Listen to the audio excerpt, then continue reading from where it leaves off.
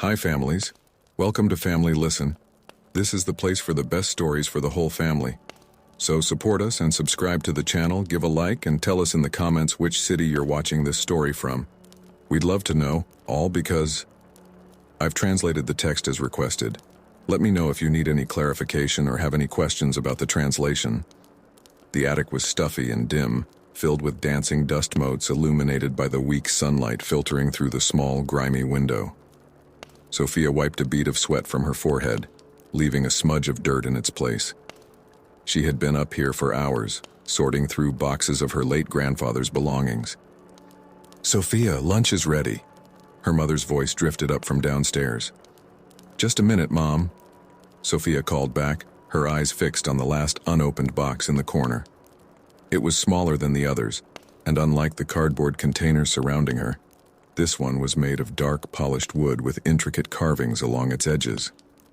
Sophia's heart quickened as she approached it, feeling as though she was about to uncover something special. With trembling fingers, she undid the tarnished brass latch and lifted the lid. Inside, nestled in faded red velvet, lay a cylindrical package wrapped in what looked like ancient parchment and tied with a frayed leather cord. Sophia's breath caught in her throat as she carefully lifted the package from its resting place. It felt unexpectedly heavy in her hands, and she could sense something solid within the wrappings. Gently, she tugged at the cord, watching as it fell away and the parchment unfurled. Her eyes widened as she revealed an intricately detailed map, unlike anything she had ever seen before. The paper was thick and yellowed with age, its edges crinkled and worn. Strange symbols and markings covered its surface, intertwined with more recognizable geographical features. "Wow," Sophia whispered, her finger tracing a line that seemed to indicate a path through familiar Arizona landmarks before disappearing into uncharted territory. "Sophia, your lunch is getting cold." Her mother's voice, tinged with impatience, broke through her reverie.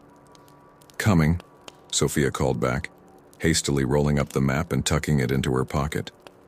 She'd examine it more closely later, away from prying eyes. As she made her way downstairs, her mind raced with questions. What was this map? Why had her grandfather kept it hidden away? And most intriguingly, where did it lead? Sophia entered the kitchen where her mother was placing a plate of sandwiches on the table. "There you are. I was beginning to think you'd gotten lost up there," her mother said with a smile that didn't quite reach her eyes. Grief still lingered there, a reminder of the grandfather Sophia had lost just a month ago. "Sorry, Mom. I just got caught up in looking through everything," Sophia replied, sliding into her seat at the table. Her mother sat across from her, picking up half a sandwich. "Find anything interesting?" Sophia's hand instinctively went to her pocket, feeling the outline of the rolled-up map. She hesitated for a moment before answering. "Just some old books and photos, mostly." She felt a twinge of guilt at the omission, but something held her back from mentioning the map. It felt like a secret, a special connection between her and her grandfather that she wasn't ready to share just yet. "Your grandfather certainly had a lot of treasures," her mother mused. "He always did love his adventures." Sophia perked up at this. "Adventures? What kind of adventures?" Her mother chuckled. "Oh, all sorts. Before he settled down, he traveled all over the world. He was always chasing some legend or another, looking for lost cities or hidden treasures. Your grandmother used to say he had sand in his shoes and stars in his eyes." This new information made Sophia's heart race. She thought of the strange map in her pocket with renewed excitement. Could it be related to one of her grandfather's adventures? "Did he ever find anything?" Sophia asked, trying to keep her voice casual. Her mother's expression turned thoughtful. "You know, I'm not sure. He would always come back with amazing stories, but I don't remember him ever bringing home any actual treasures. I think the adventure itself was what he really loved." As they finished their lunch, Sophia's mind was whirling with possibilities. She helped her mother clean up, all the while formulating a plan to examine the map more closely. "Mom, is it okay if I go over to Jess's house for a bit?" Sophia asked as she dried the last plate. "Sure, honey, just be back by dinner, okay?" Sophia nodded, already heading for the door. She grabbed her backpack on the way out, making sure she had her flashlight and water bottle inside. Something told her she might need them. Instead of heading to her friend's house, Sophia made her way to the small park near their home. She found a secluded bench partially hidden by a large oak tree and sat down, finally pulling out the map. As she unrolled it, the strange symbols seemed to dance before her eyes. She recognized some of the landmarks. There was Camelback Mountain, and over there the outline of the Grand Canyon. But beyond these familiar sights, the map showed a network of tunnels and caverns she had never heard of. At the edge of the map, barely legible, was a faded inscription: "To those who seek the hidden city, follow the path of the setting sun. Where shadow meets light, the entrance awaits." Sophia's pulse quickened as she read the words. A hidden city? It sounded like something straight out of one of her grandfather's adventure stories. Could it possibly be real? She spent the next few hours poring over the map, trying to decipher its secrets. As the sun began to set, casting long shadows across the park, Sophia realized she needed to head home. But a decision had crystallized in her mind. She had to follow this map, had to see where it led. That night, as her parents slept, Sophia packed her backpack with supplies: water, snacks, a first aid kit, extra batteries for her flashlight. She changed into sturdy hiking boots and dark clothes, perfect for sneaking out unnoticed. As she stood by her bedroom window, map in hand and backpack on her shoulders, a mix of excitement and fear swirled in her stomach. Was she really going to do this? Sneak out in the middle of the night to chase a mystery? "Grandpa," she whispered to the quiet room, "I hope you're watching. I'm going to finish what you started." With one last deep breath, Sophia opened her window and climbed out into the cool desert night. The stars twinkled overhead, seeming to wink encouragement as she set off into the unknown, the promise of adventure pulling her forward. As she walked, following the cryptic directions on the map, Sophia couldn't help but feel that this was the beginning of something big, something that would change her life forever. Little did she know just how right she was, or the incredible journey that awaited her beneath the Arizona sands. The night air was crisp against her skin, carrying the scent of desert sage and distant rain. Sophia's flashlight beam danced across the rocky terrain as she made her way further from the familiar streets of her neighborhood and into the wild outskirts of the city. Her heart pounded with each step, a mix of exhilaration and nerves. Every shadow seemed to hold a secret, every rustle in the brush a potential discovery. As she walked, Sophia imagined her grandfather taking similar night hikes, following maps and clues to hidden wonders. "I won't let you down, Grandpa," she whispered to the star-studded sky. "Whatever you wanted me to find, I'll find it." As the first hints of dawn began to lighten the eastern sky, Sophia found herself at the base of a steep, rocky hill. According to the map, this was where shadow meets light, the entrance to the hidden city. Exhausted but determined, Sophia began to climb. The rocks were rough under her hands, and more than once she slipped, heart leaping into her throat. But she pressed on, driven by an inexplicable sense that something incredible awaited her at the top. As she crested the hill, the first rays of the rising sun spilled over the horizon, illuminating a sight that took her breath away. There, hidden in a narrow crevice and perfectly aligned with the dawn light, was the unmistakable outline of a door. Sophia approached it cautiously, her fingers tracing the weathered symbols carved into its surface, symbols that matched those on her map. This was it, the entrance to the hidden city. As she stood there, poised on the threshold of discovery, Sophia knew that her life would never be the same. Whatever lay beyond this door, whatever secrets it held, she was ready to face them. With a deep breath and a silent prayer, she pressed her hand against the ancient stone and stepped into the unknown. The Arizona sun beat down mercilessly on Sophia's back as she trudged through the desert, her eyes constantly darting between the mysterious map and the rugged landscape around her. She had been walking for hours, having slipped out of the house at dawn with a hastily scribbled note for her parents. "Gone hiking. Back by dinner. Love you." The guilt of her deception gnawed at her, but the thrill of adventure pushed her forward. Her backpack, laden with supplies, felt heavier with each step. "This has to be it," Sophia muttered to herself, squinting at a rock formation in the distance. It matched a marking on the map perfectly. As she approached the formation, her excitement grew. The rocks seemed to form a natural arch, weathered by centuries of wind and sand. Beneath it, partially hidden by shadow, was what appeared to be a cave entrance. Sophia's heart raced as she stood before the dark opening. The cool air wafting from within was a stark contrast to the scorching heat outside. She pulled out her flashlight, took a deep breath, and stepped into the shadows. "Hello?" she called out tentatively, her voice echoing off the stone walls. Only silence answered her.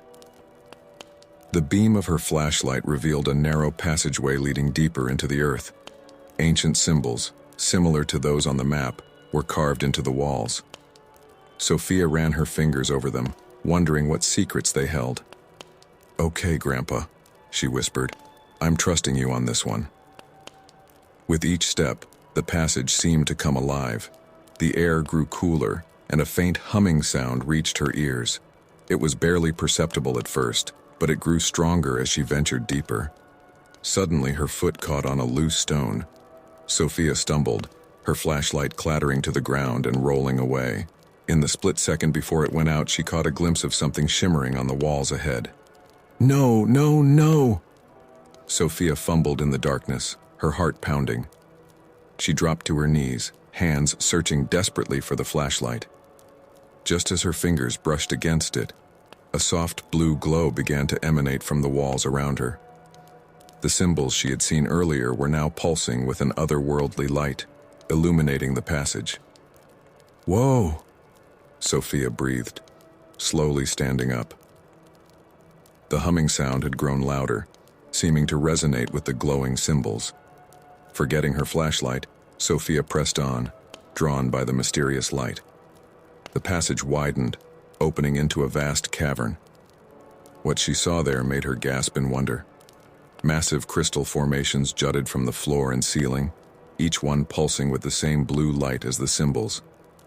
They seemed to form a path, leading to what looked like an intricately carved stone door at the far end of the cavern. "This is incredible," Sophia said aloud, her voice filled with awe. She approached one of the crystals, reaching out to touch it. As her fingers made contact, a jolt of energy coursed through her body and the humming intensified. Suddenly, a voice echoed through the cavern, making Sophia jump. "Who dares to enter the gateway of luminescence?" Sophia spun around, searching for the source of the voice. "Hello? Who's there?" No one answered, but the crystals pulsed brighter, as if in response to her voice. Gathering her courage, Sophia called out, "My name is Sophia. I found a map. It led me here. I'm looking for the hidden city." For a moment, there was only silence. Then the voice spoke again, softer this time. "Sophia, the seeker has returned." Before Sophia could ask what that meant, the ground beneath her feet began to tremble. She stumbled, trying to keep her balance as the shaking intensified. A loud crack echoed through the cavern, and to her horror, she saw fissures spreading across the floor. "Oh no, oh no," Sophia muttered, scrambling backwards. But it was too late. With a deafening roar, the ground gave way beneath her.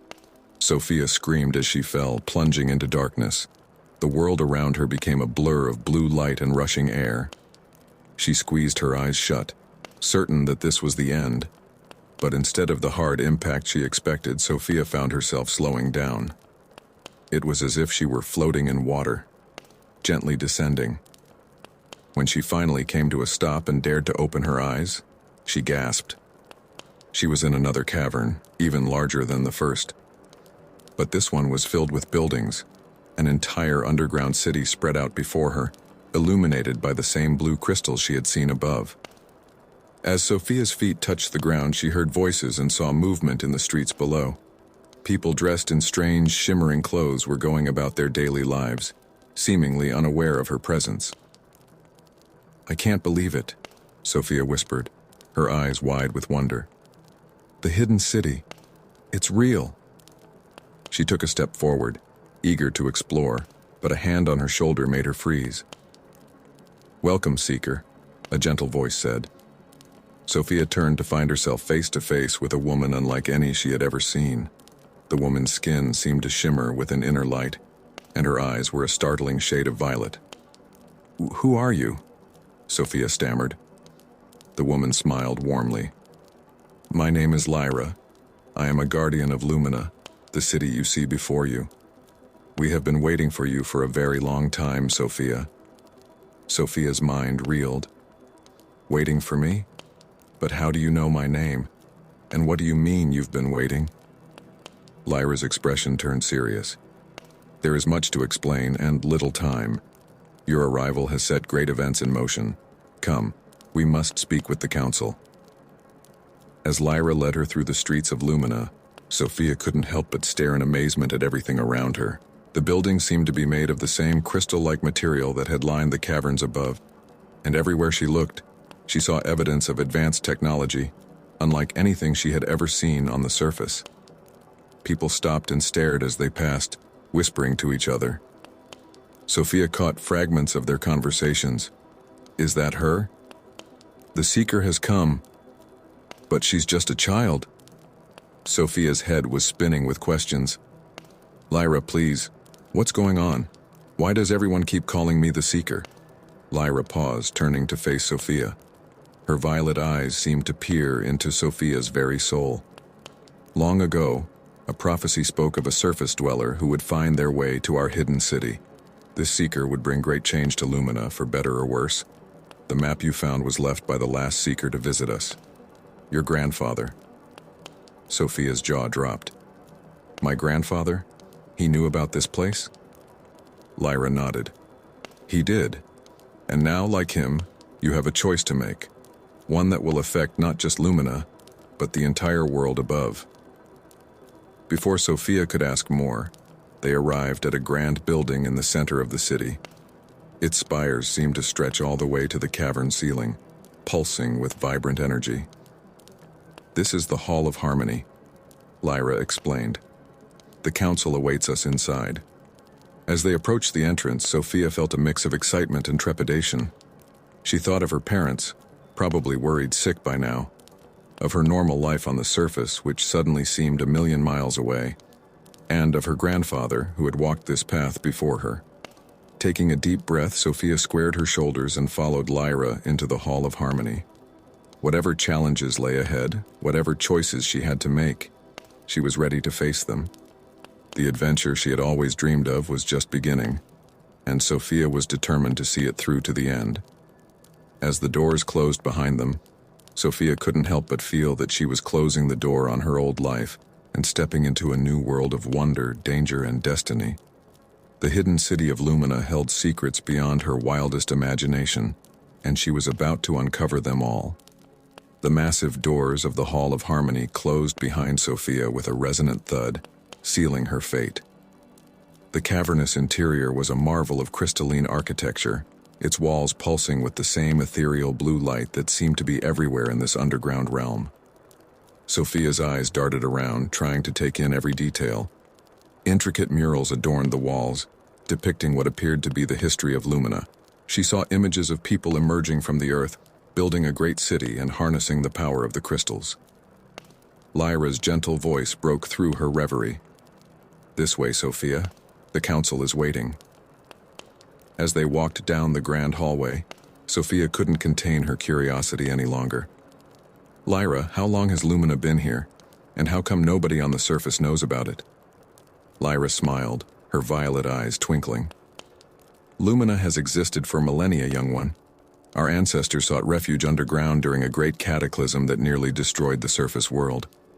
As for why we remain hidden, she paused, her expression growing serious. That is a matter of great debate among our people, and one of the reasons the council is so eager to meet you. Before Sophia could ask more, they arrived at another set of doors, these ones adorned with swirling patterns that seemed to move of their own accord. Lyra placed her hand on the center of the door and it swung open silently. The council chamber was a circular room with a domed ceiling that mimicked a starry night sky.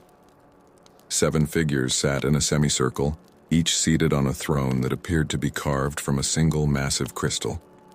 Their faces were obscured by shimmering veils of light. As Sophia entered, she felt the weight of their gazes upon her. Her heart pounded in her chest, but she stood tall, determined not to show fear. One of the figures spoke, their voice resonating throughout the chamber. "Welcome, Sophia of the Surface. We have long awaited your arrival." Sophia swallowed hard, finding her voice. "Thank you for welcoming me, but I'm not sure I understand why I'm here, or why you've been waiting for me." Another council member leaned forward. "You carry the blood of the last Seeker, child. Your grandfather's journey to Lumina set in motion events that are only now coming to fruition." Sophia's mind reeled. "My grandfather, he really was here? What did he do? Why didn't he ever tell anyone about this place?" A third voice, softer than the others, answered. "Your grandfather came to us in a time of great turmoil. Our city was divided, with some pushing for revelation to the surface world, while others insisted on maintaining our secrecy. He helped broker a compromise, but at a cost." "What cost?" Sophia asked, a knot forming in her stomach. The first speaker continued. "He agreed to keep our existence a secret, to protect us from those who might seek to exploit our resources or destroy our way of life. In exchange, we promised to reach out to his descendants when the time was right, to bridge the gap between our worlds." Sophia's head was spinning. She thought of the map, hidden away in her grandfather's attic. Had he left it there knowing she would find it one day? "But why me?" she asked. "Why now?" Lyra stepped forward, placing a comforting hand on Sophia's shoulder. "The crystals that power our city are fading, Sophia. We need fresh energy from the surface to rejuvenate them. Some among us believe it's time to reveal ourselves to the world above, to seek help openly. Others fear what such exposure might bring." One of the council members stood, their veil of light dissipating to reveal a stern-faced woman with silver hair. "Which is why your presence here is so dangerous, Surface Child. Your very existence in our city threatens the delicate balance we've maintained for centuries." Sophia felt a flare of indignation. "I didn't mean to cause any trouble.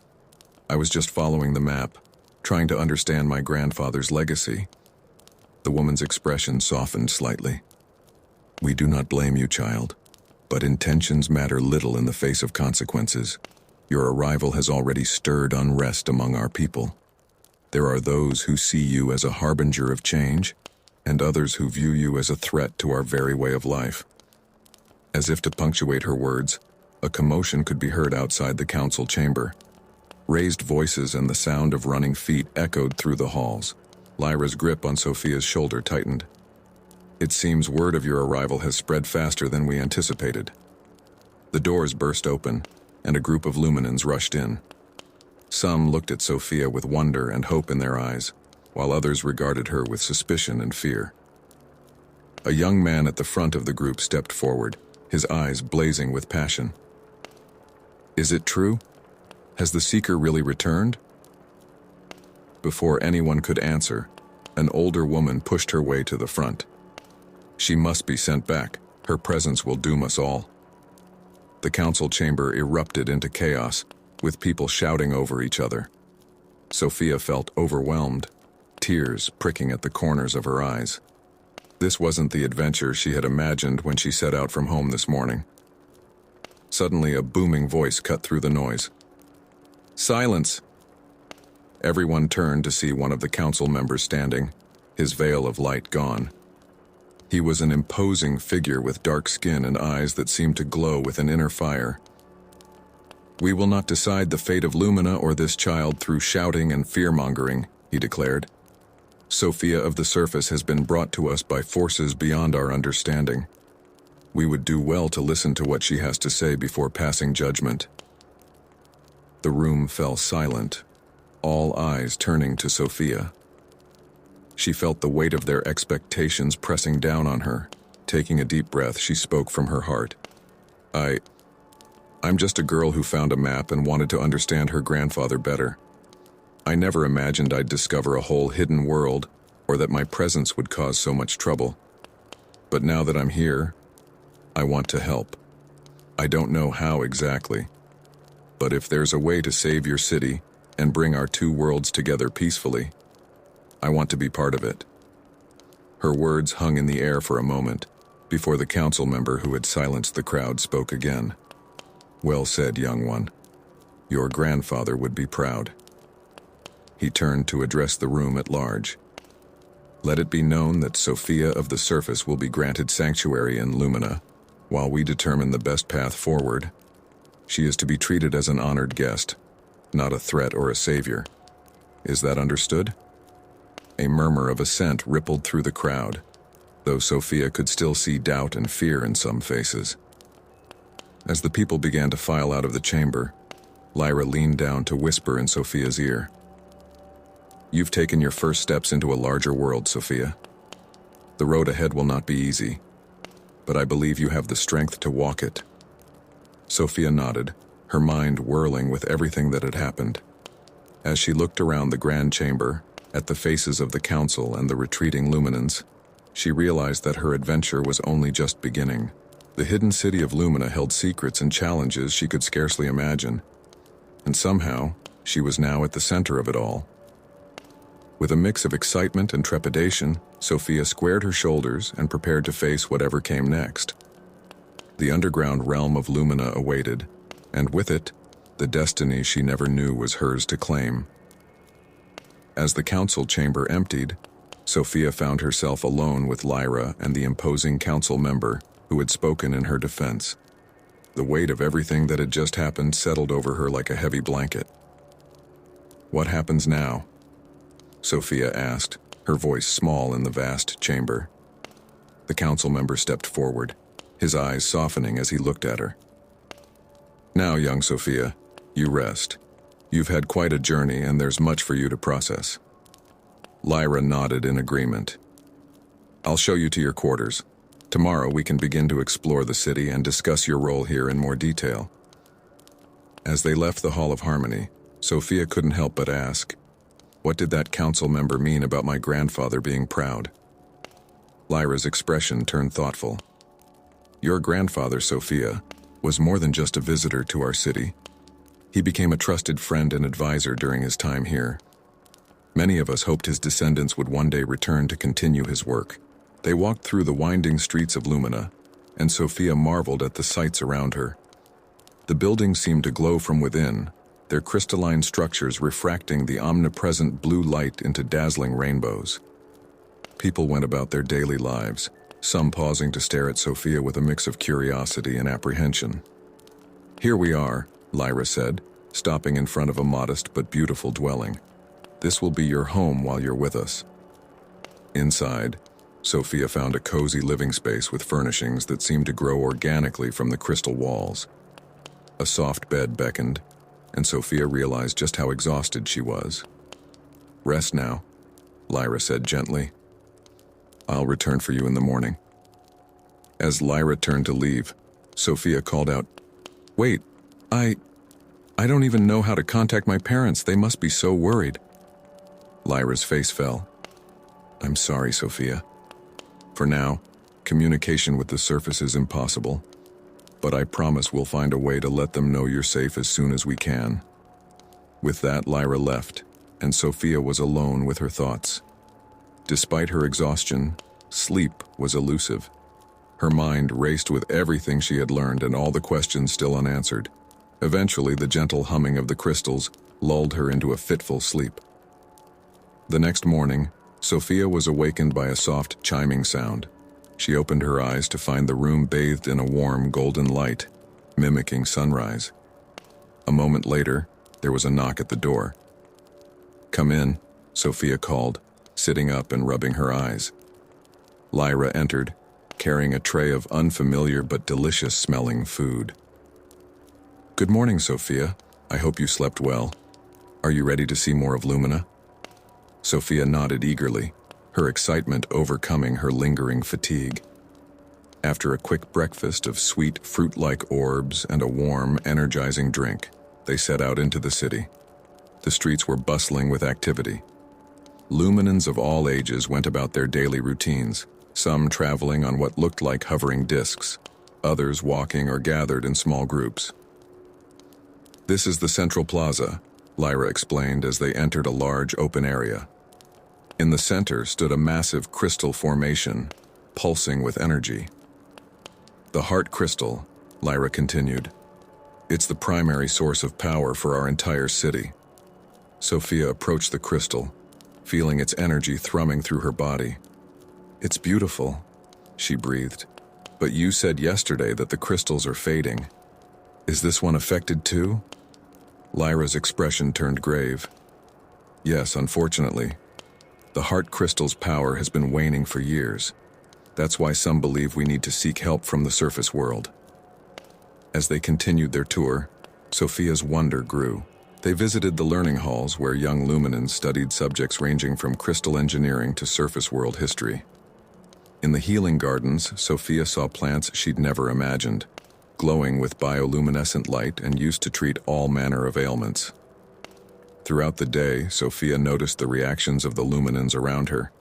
Some regarded her with open curiosity, even approaching to ask questions about the surface world. Others kept their distance, whispering and casting wary glances in her direction. "Don't let it bother you," Lyra advised, noticing Sophia's discomfort. "Change is difficult for many. Your presence here represents a significant shift for our society." As they approached a large, dome-shaped building, a commotion caught their attention. A group of Luminans was gathered, listening to an impassioned speaker. "The surface dwellers will bring nothing but destruction," the speaker shouted. "We must protect our way of life at all costs." Sophia felt a chill run down her spine as several in the crowd nodded in agreement. Lyra gently steered her away from the scene. "I'm sorry you had to see that," Lyra said softly. "Not everyone is ready to embrace the changes your arrival might bring." Sophia's mind whirled with conflicting emotions. Maybe I shouldn't be here. I don't want to cause trouble for your people." Lyra stopped, turning to face Sophia with a serious expression. "Sophia, your presence here is not a mistake. The changes coming to Lumina were set in motion long before you arrived. You have a role to play, even if we don't yet fully understand what that role is." Their conversation was interrupted by the arrival of a young Luminan boy, no older than Sophia herself. He approached them with a mix of excitement and nervousness. "Excuse me," he said, his voice barely above a whisper. "Are you really from the surface?" Sophia nodded, offering a small smile. "I am. My name's Sophia." The boy's eyes widened. "I'm Zarin. I've always wanted to see the surface. Is it true that you have an ocean of water and forests that stretch as far as the eye can see?" Sophia's smile grew. "It is. And so much more. There are deserts and mountains, and cities filled with millions of people." Zarin's face lit up with wonder, and soon a small crowd of curious young Luminans had gathered around Sophia, peppering her with questions about life on the surface. As Sophia answered their questions, she felt a warmth spreading through her chest. For the first time since arriving in Lumina, she felt like she belonged, like she had something valuable to offer. Lyra watched the scene with a mixture of pride and concern. She knew that Sophia's ability to connect with the younger generation could be a powerful force for change in Lumina. But she also knew that it would make the girl a target for those who feared that change. As the day wore on, and the crowd of young Luminans finally dispersed, Lyra led Sophia to their final destination, a secluded garden overlooking the vast cavern that housed Lumina. "This was your grandfather's favorite spot," Lyra said softly. "He would come here to think and to plan." Sophia stood at the edge, taking in the breathtaking view of the glowing city below. "Lyra," she said, her voice filled with determination, "I want to help. I don't know how yet, but I want to do whatever I can to save Lumina and bridge the gap between our worlds." Lyra placed a hand on Sophia's shoulder, her violet eyes shining with a mixture of pride and concern. "I believe you can, Sophia, but the path ahead will not be easy. There are those who will resist change, and others who may try to use you for their own purposes. You must be strong, and you must be wise. As they stood there, looking out over the hidden city, Sophia felt the weight of her newfound responsibility settling on her shoulders. She thought of her parents, worried sick on the surface. She thought of the wonders she'd seen today, and the dangers that lurked beneath the surface of this seemingly utopian society. But most of all, she thought of her grandfather, standing in this very spot years ago, working to protect this incredible place. With a deep breath, Sophia made a silent vow to continue his legacy, to find a way to save Lumina and bring their two worlds together in peace. As the ethereal lights of the underground city twinkled below, Sophia knew that her greatest adventure was only just beginning.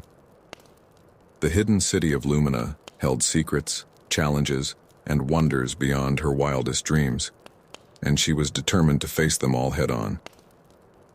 The next few days passed in a whirlwind of activity for Sophia.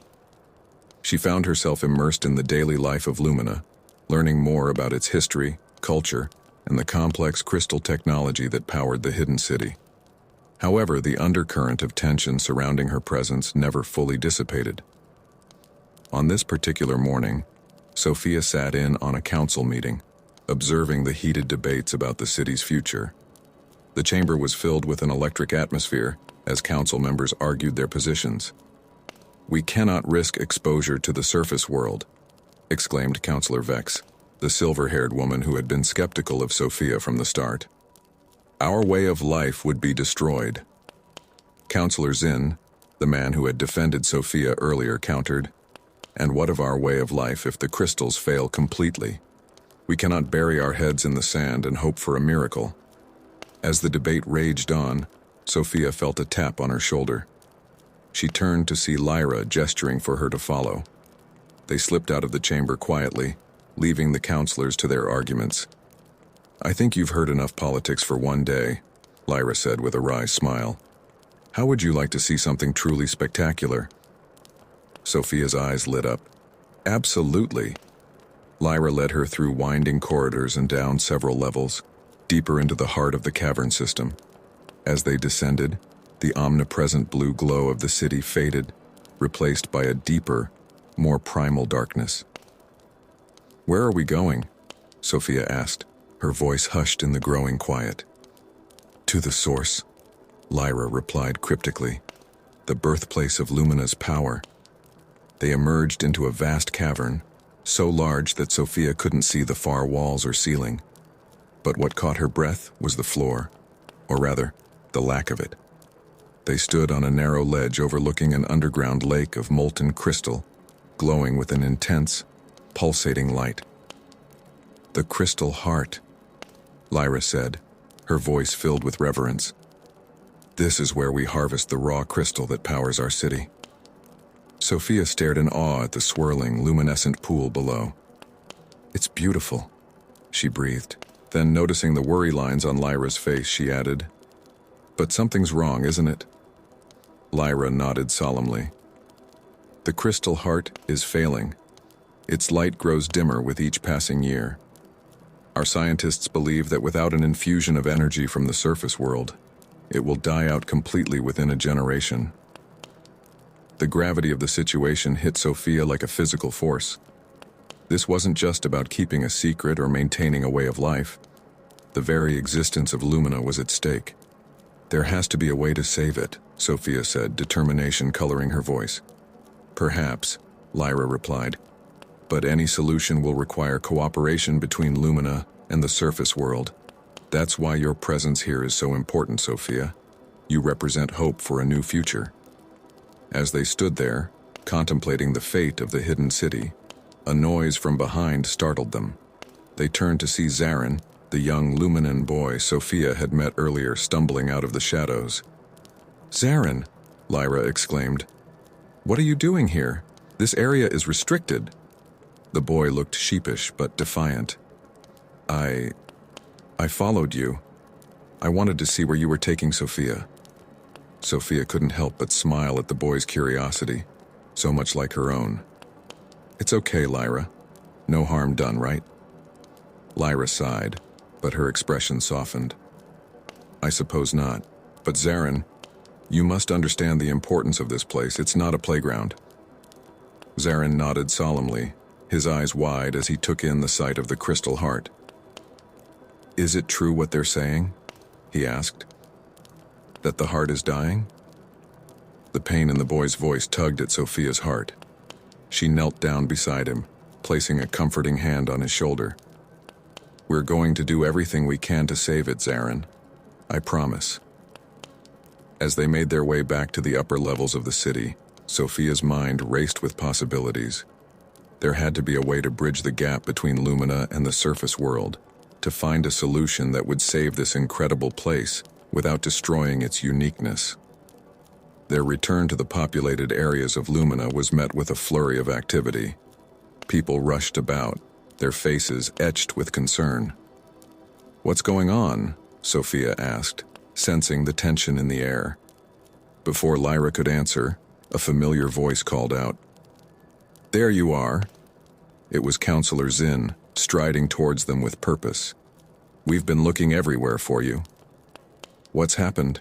Lyra asked, her brow furrowed with concern. Zin's face was grave. There's been an incident.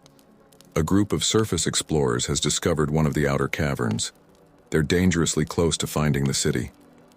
Sophia felt her heart drop. This was exactly the kind of situation that could spark conflict between Lumina and the surface world. What are we going to do? She asked, trying to keep the panic out of her voice. Zin looked at her intently. That, young Sophia, is where you come in. The council is divided on how to proceed. Some want to use our technology to remove the threat. Others believe this might be an opportunity for controlled contact. Sophia's mind reeled at the implications. Remove the threat? You don't mean not harm them, Lyra interjected quickly, but to erase their memories of what they've found. It's an ability we possess, but one we use only in the most extreme circumstances. The idea of tampering with people's minds made Sophia deeply uncomfortable. There has to be another way, she said firmly. Let me talk to them. I'm from the surface. Maybe I can convince them to keep Lumina's secret without resorting to such drastic measures. Zin and Lyra exchanged a look. It's risky, Zin said, but it might be our best option. The council will need to approve, of course. As they hurried back to the council chambers, Sophia felt the weight of responsibility settling heavily on her shoulders. This was it. Her first real test as a bridge between two worlds. The council session was tense with arguments flying back and forth. Sophia stood before them, her heart pounding but her voice steady as she made her case.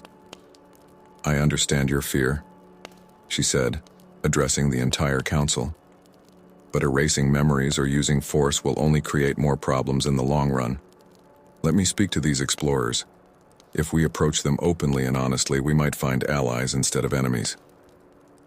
After what felt like hours of debate, the council finally agreed to Sophia's plan, though not without reservations.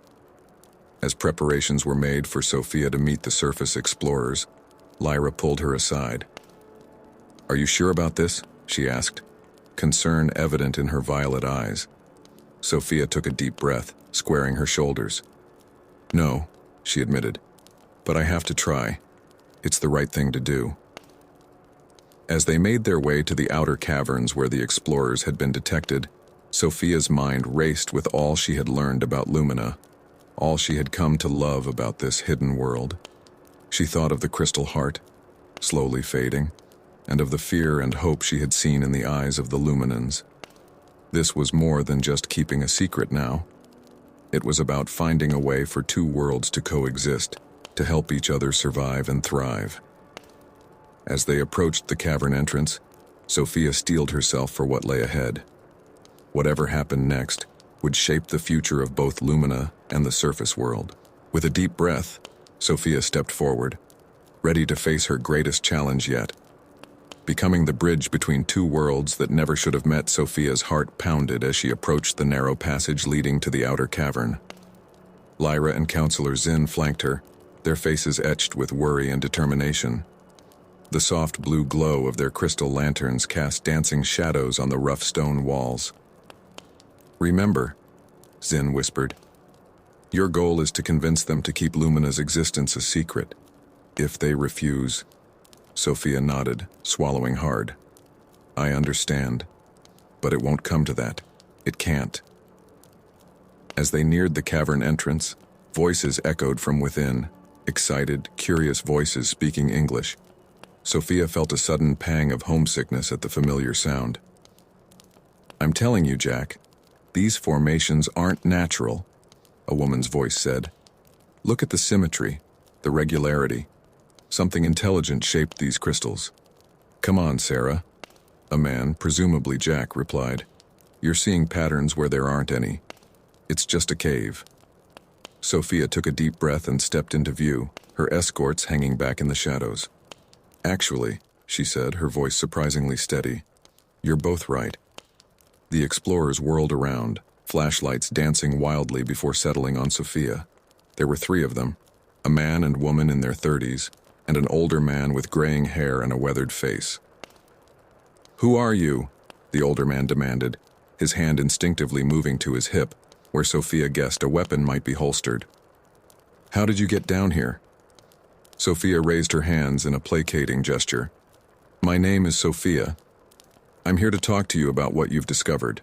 It's complicated."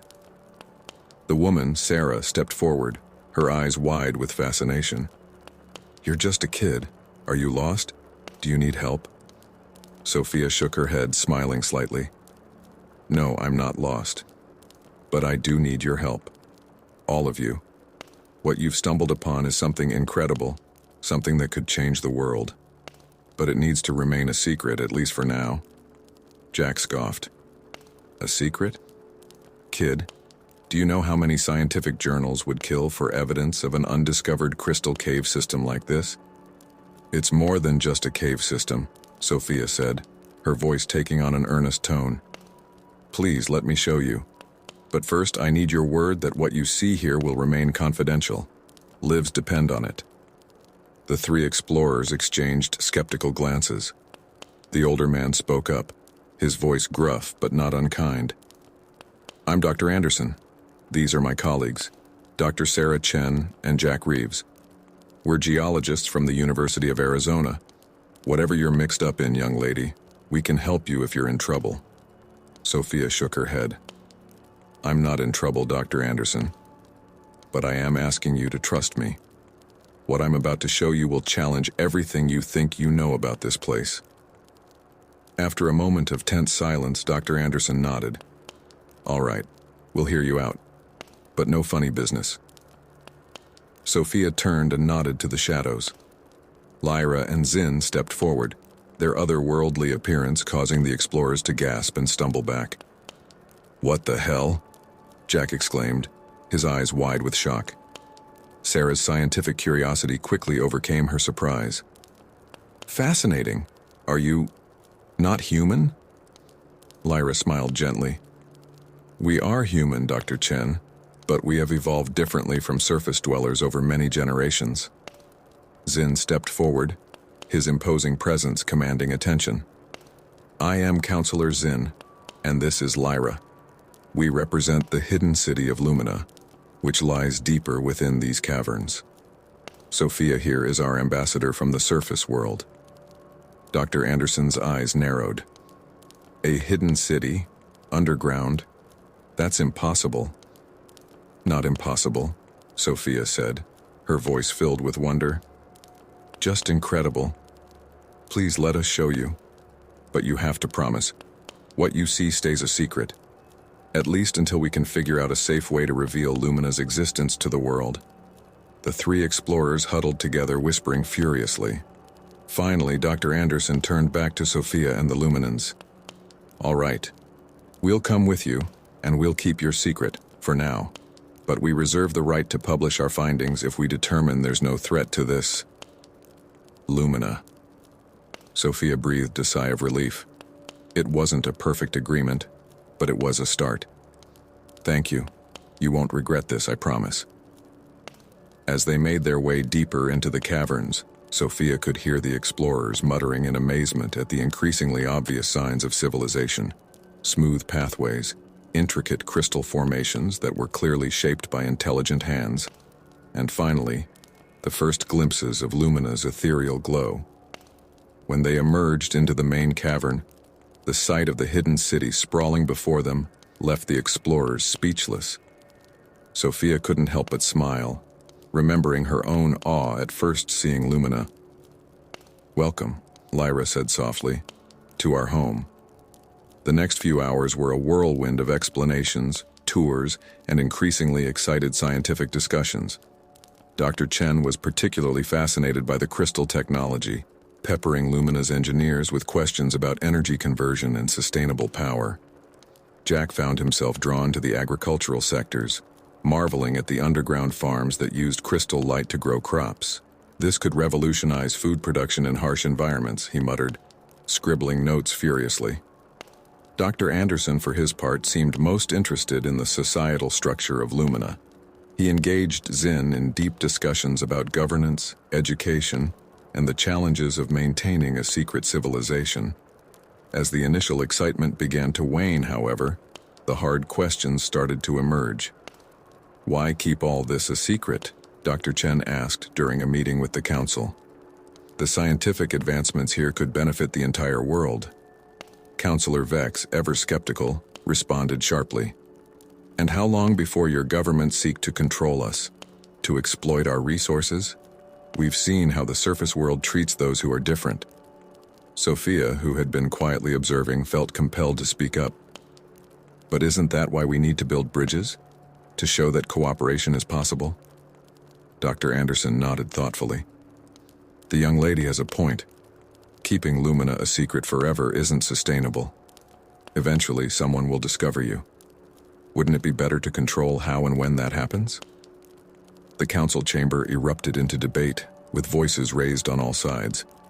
Sophia found herself at the center of it all, trying to mediate between the Luminans' fears and the explorers' curiosity. As the arguments raged on, Zarin, the young Luminan boy who had become Sophia's friend, slipped into the chamber. He tugged on Sophia's sleeve, his face pale with worry. "Sophia," he whispered, "something's wrong with the crystal heart. The engineers are saying it's failing faster than they thought." Sophia's blood ran cold. She turned to the assembled group, raising her voice to be heard above the din. "Everyone, please. We have a bigger problem. The crystal heart, Lumina's power source, is failing. We need to work together to save it, or none of this will matter." A hush fell over the chamber. Lyra stepped forward, her violet eyes filled with concern. "Sophia speaks the truth. Our city's very existence is at stake." Dr. Chen's scientific mind was already racing. "This crystal heart, can we see it? Maybe we can help." Zin and Vex exchanged a look, years of secrecy warring with the need for assistance. Finally, Zin nodded. "Very well, but understand, you're about to see the very soul of our civilization. This is our ultimate act of trust." As they made their way to the depths of the cavern where the crystal heart pulsed with fading light, Sophia felt a mix of fear and hope. This crisis could be the very thing that brings their two worlds together, or tears them apart forever. Standing before the vast pool of molten crystal, Dr. Anderson let out a low whistle. "Incredible. It's like a geological reactor." Dr. Chen was already taking readings with her instruments, her brow furrowed in concentration. "The energy output is unlike anything I've ever seen, but it's definitely declining. We need to stabilize it somehow." Jack, who had been uncharacteristically quiet, suddenly spoke up. What if we could channel energy from the surface, like solar or geothermal power?" Sophia's eyes lit up. "A connection between the surface and Lumina. That's it." As the group began to excitedly discuss possibilities, Sophia felt a warmth in her chest. This was what her grandfather must have envisioned, two worlds coming together, sharing knowledge and resources for the greater good. There were still many challenges ahead. Trust needed to be built, secrets kept, for now, and complex technical problems solved. But as Sophia looked around at the mix of surface and underground humans working together, she knew they had taken the first crucial step. The bridge between worlds was beginning to form, and Sophia was at its center, ready to help guide both sides towards a brighter, shared future. The days that followed the explorers' discovery of Lumina were a whirlwind of activity. The council chambers buzzed with constant meetings, as Luminans and surface dwellers worked together to devise a plan to save the Crystal Heart. Sophia found herself at the center of it all, acting as a bridge between the two groups. On this particular morning, Sophia sat in on yet another strategy session. Dr. Chen was presenting her latest findings, her excitement palpable. "The Crystal Heart isn't just a power source," she explained, gesturing to a holographic display. "It's a living entity, almost like a coral reef. It grows and changes over time." Counselor Vex leaned forward, her silver hair gleaming in the crystal light. "And how does this help us save it?" Dr. Chen smiled. "If we can introduce the right nutrients and energy into the system, we might be able to jumpstart its growth. It's like giving a sick plant fertilizer and sunlight." Sophia's mind raced with the possibilities. "So we could use solar energy from the surface to feed the Crystal Heart?" "Exactly," Dr. Chen beamed at Sophia. "We'd need to create a conduit system to channel the energy down here, but it's doable." Counselor Zin nodded thoughtfully. "It could work, but it would require significant changes to our infrastructure, not to mention the risk of exposure to the surface world." The room erupted into debate, with voices raised on all sides. Sophia listened intently, trying to absorb every perspective. As the arguments grew heated, she noticed Zarin slipping into the chamber, his young face etched with worry. Excusing herself from the main group, Sophia made her way over to her young friend. "Zarin, what's wrong?" The boy's eyes darted nervously around the room. "Sophia, there's something you need to see, in the lower levels." Intrigued and a little concerned, Sophia followed Zarin out of the council chambers and down into the depths of Lumina. As they descended, the ever-present hum of the city faded, replaced by an eerie silence. "Zarin, where are we going?" Sophia whispered, her voice echoing in the empty corridors. "There's a group," Zarin explained in hushed tones. "They call themselves the Shadow Keepers. They don't want anything to change in Lumina. They say contact with the surface will destroy us." They rounded a corner and Sophia's breath caught in her throat. A large cavern opened up before them, filled with dozens of Luminons. At the center stood a familiar figure, the impassioned speaker Sophia had seen days earlier, riling up a crowd against surface contact. "The council has betrayed us," the speaker roared, his voice carrying through the cavern. "They've allowed surface dwellers into our sacred home, polluting our way of life with their presence." Murmurs of agreement rippled through the crowd. Sophia felt a chill run down her spine as she recognized faces in the audience. People she had seen in the markets, in the learning halls, even some who worked in the council buildings. "We must act now," the speaker continued, "before it's too late. We cannot allow our city to be exposed to the greed and violence of the surface world." Sophia turned to Zarin, her voice barely above a whisper. "How long has this been going on?" "Since the explorers arrived," Zarin replied, his young face grave. "It's been growing every day. My older brother, he's part of it." Sophia's mind raced. This was bad, very bad. If a significant portion of Lumina's population was against cooperation with the surface, it could derail everything they'd been working towards. Suddenly, a voice rang out from the crowd. "And what of the Seeker, the surface girl? She's the one who brought this chaos upon us." Sophia's blood ran cold as heads turned, searching for her. Zarin tugged at her arm urgently. "We need to go, now." They slipped away, just as shouts erupted behind them, the sound of pursuing footsteps echoing through the corridors. Sophia's heart pounded as they raced through the twisting passages, Zarin leading the way through shortcuts and hidden alcoves. Finally, they burst into a small, secluded garden. the same one Lyra had shown Sophia days earlier, her grandfather's favorite spot. They collapsed onto a crystal bench, breathing heavily. "That was close," Sophia gasped, her mind still reeling from what she'd witnessed. Zarin nodded, his eyes wide with fear. "What are we going to do, Sophia? If the Shadow Keepers get their way, they'll force all the surface people out, or worse." Sophia squared her shoulders, determination setting in. "We need to tell the Council, and Dr. Anderson and the others. They need to know what they're up against." As they made their way back to the upper levels, Sophia's mind whirled with the implications of what she'd seen. The idyllic facade of Lumina was cracking, revealing deep-seated fears and prejudices beneath. They found Lyra first, her violet eyes widening with concern as Sophia and Zarin breathlessly recounted what they'd witnessed. "I feared something like this might happen," Lyra said, her usually serene face creased with worry. "Change is never easy, especially for a society that has lived in isolation for so long. But we have to do something," Sophia insisted. "If we don't act, the Shadow Keepers could sabotage everything we've been working towards." Lyra nodded gravely. "You're right. Come, we must inform the Council and your surface friends immediately."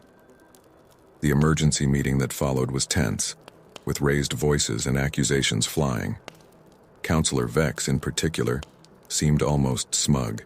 "I warned you," she said, her voice cold. "Bringing surface dwellers here was a mistake. Now we're on the brink of civil unrest." Dr. Anderson, his weathered face etched with concern, spoke up. "With all due respect, Counselor, isolationism isn't the answer. Your city is dying. Without help from the surface, the Crystal Heart will fail, and all of this will be lost." "And what would you have us do?" Vex snapped. "Throw open our doors to the surface world? Watch as our way of life is trampled under the foot of progress?" Sophia, who had been quiet until now, felt compelled to speak. "It doesn't have to be one extreme or the other. There has to be a middle ground, a way to save Lumina without losing what makes it special." Counselor Zinn nodded approvingly. "The girl speaks wisdom beyond her years. We need to address the fears of our people, show them that controlled contact with the surface can benefit us all." "A public forum," Dr. Chen suggested. "Let the people of Lumina ask questions, voice their concerns. We can present our plans for saving the Crystal Heart and address their fears directly." The idea gained traction, but Sophia couldn't shake the uneasy feeling in her gut. Would a public forum be enough to counteract the fear-mongering of the Shadow Keepers? As the meeting adjourned and plans were set in motion for the forum, Sophia pulled Lyra aside. "There's something else," she said quietly. "Something I haven't told the others yet." Lyra's violet eyes searched Sophia's face. "What is it, child?" Sophia took a deep breath. "My parents. They must be worried sick by now. I need to find a way to contact them, to let them know I'm okay." Lyra's face softened with understanding. "Of course. You've carried this burden alone for too long. We'll find a way, Sophia. I promise." As they walked together through the crystal corridors of Lumina, Sophia felt the weight of everything pressing down on her. The fate of the hidden city, the growing unrest among its people, and the family she'd left behind on the surface. She was just a girl, caught between two worlds, trying to bridge a gap that seemed to grow wider with each passing day. But as she looked at the determination on Lyra's face and thought of the friends she'd made both above and below ground, Sophia felt a flicker of hope. They would find a way through this. They had to. The public forum was scheduled for the following day. As Sophia lay in her crystal chamber that night, sleep eluding her, she couldn't help but wonder what challenges the new day would bring. The fate of Lumina, and perhaps both worlds, hung in the balance. And somehow, improbably, she found herself at the center of it all. With a deep breath, Sophia steeled herself for what was to come. Tomorrow would be a turning point, one way or another. As she finally drifted off to sleep, her dreams were filled with visions of crystal caverns and sunlit skies, two worlds intertwining in a delicate dance of shadow and light. The great amphitheater of Lumina buzzed with tension as citizens filed in. their faces a mix of curiosity, concern, and barely concealed hostility. Sophia stood backstage with Lyra, Dr. Anderson, and the council members, her heart pounding in her chest. "Remember," Lyra said softly, placing a comforting hand on Sophia's shoulder. "Speak from your heart. Your honesty is your greatest strength." Sophia nodded, taking a deep breath to calm her nerves. She peered out at the gathering crowd, spotting Zarin and his family near the front. The young boy caught her eye and gave her an encouraging smile. As the last of the attendees took their seats, Counselor Zinn stepped forward to address the assembly. His deep voice resonated through the chamber, commanding attention. "Citizens of Lumina, we stand at a crossroads. For generations we have lived in isolation, safe in our hidden world. But now, circumstances force us to consider a new path." Murmurs rippled through the crowd. Sophia could see the Shadowkeeper leader, his face twisted in a scowl, whispering urgently to those around him. Zinn continued, "We have invited our guests from the surface to speak to you directly, to answer your questions and address your concerns. I ask that you listen with open minds and open hearts." As Zinn stepped back, Dr. Anderson took the stage. His weathered face was calm, but Sophia could see the tension in his shoulders. "People of Lumina," he began, "I understand your fear. The unknown is always frightening.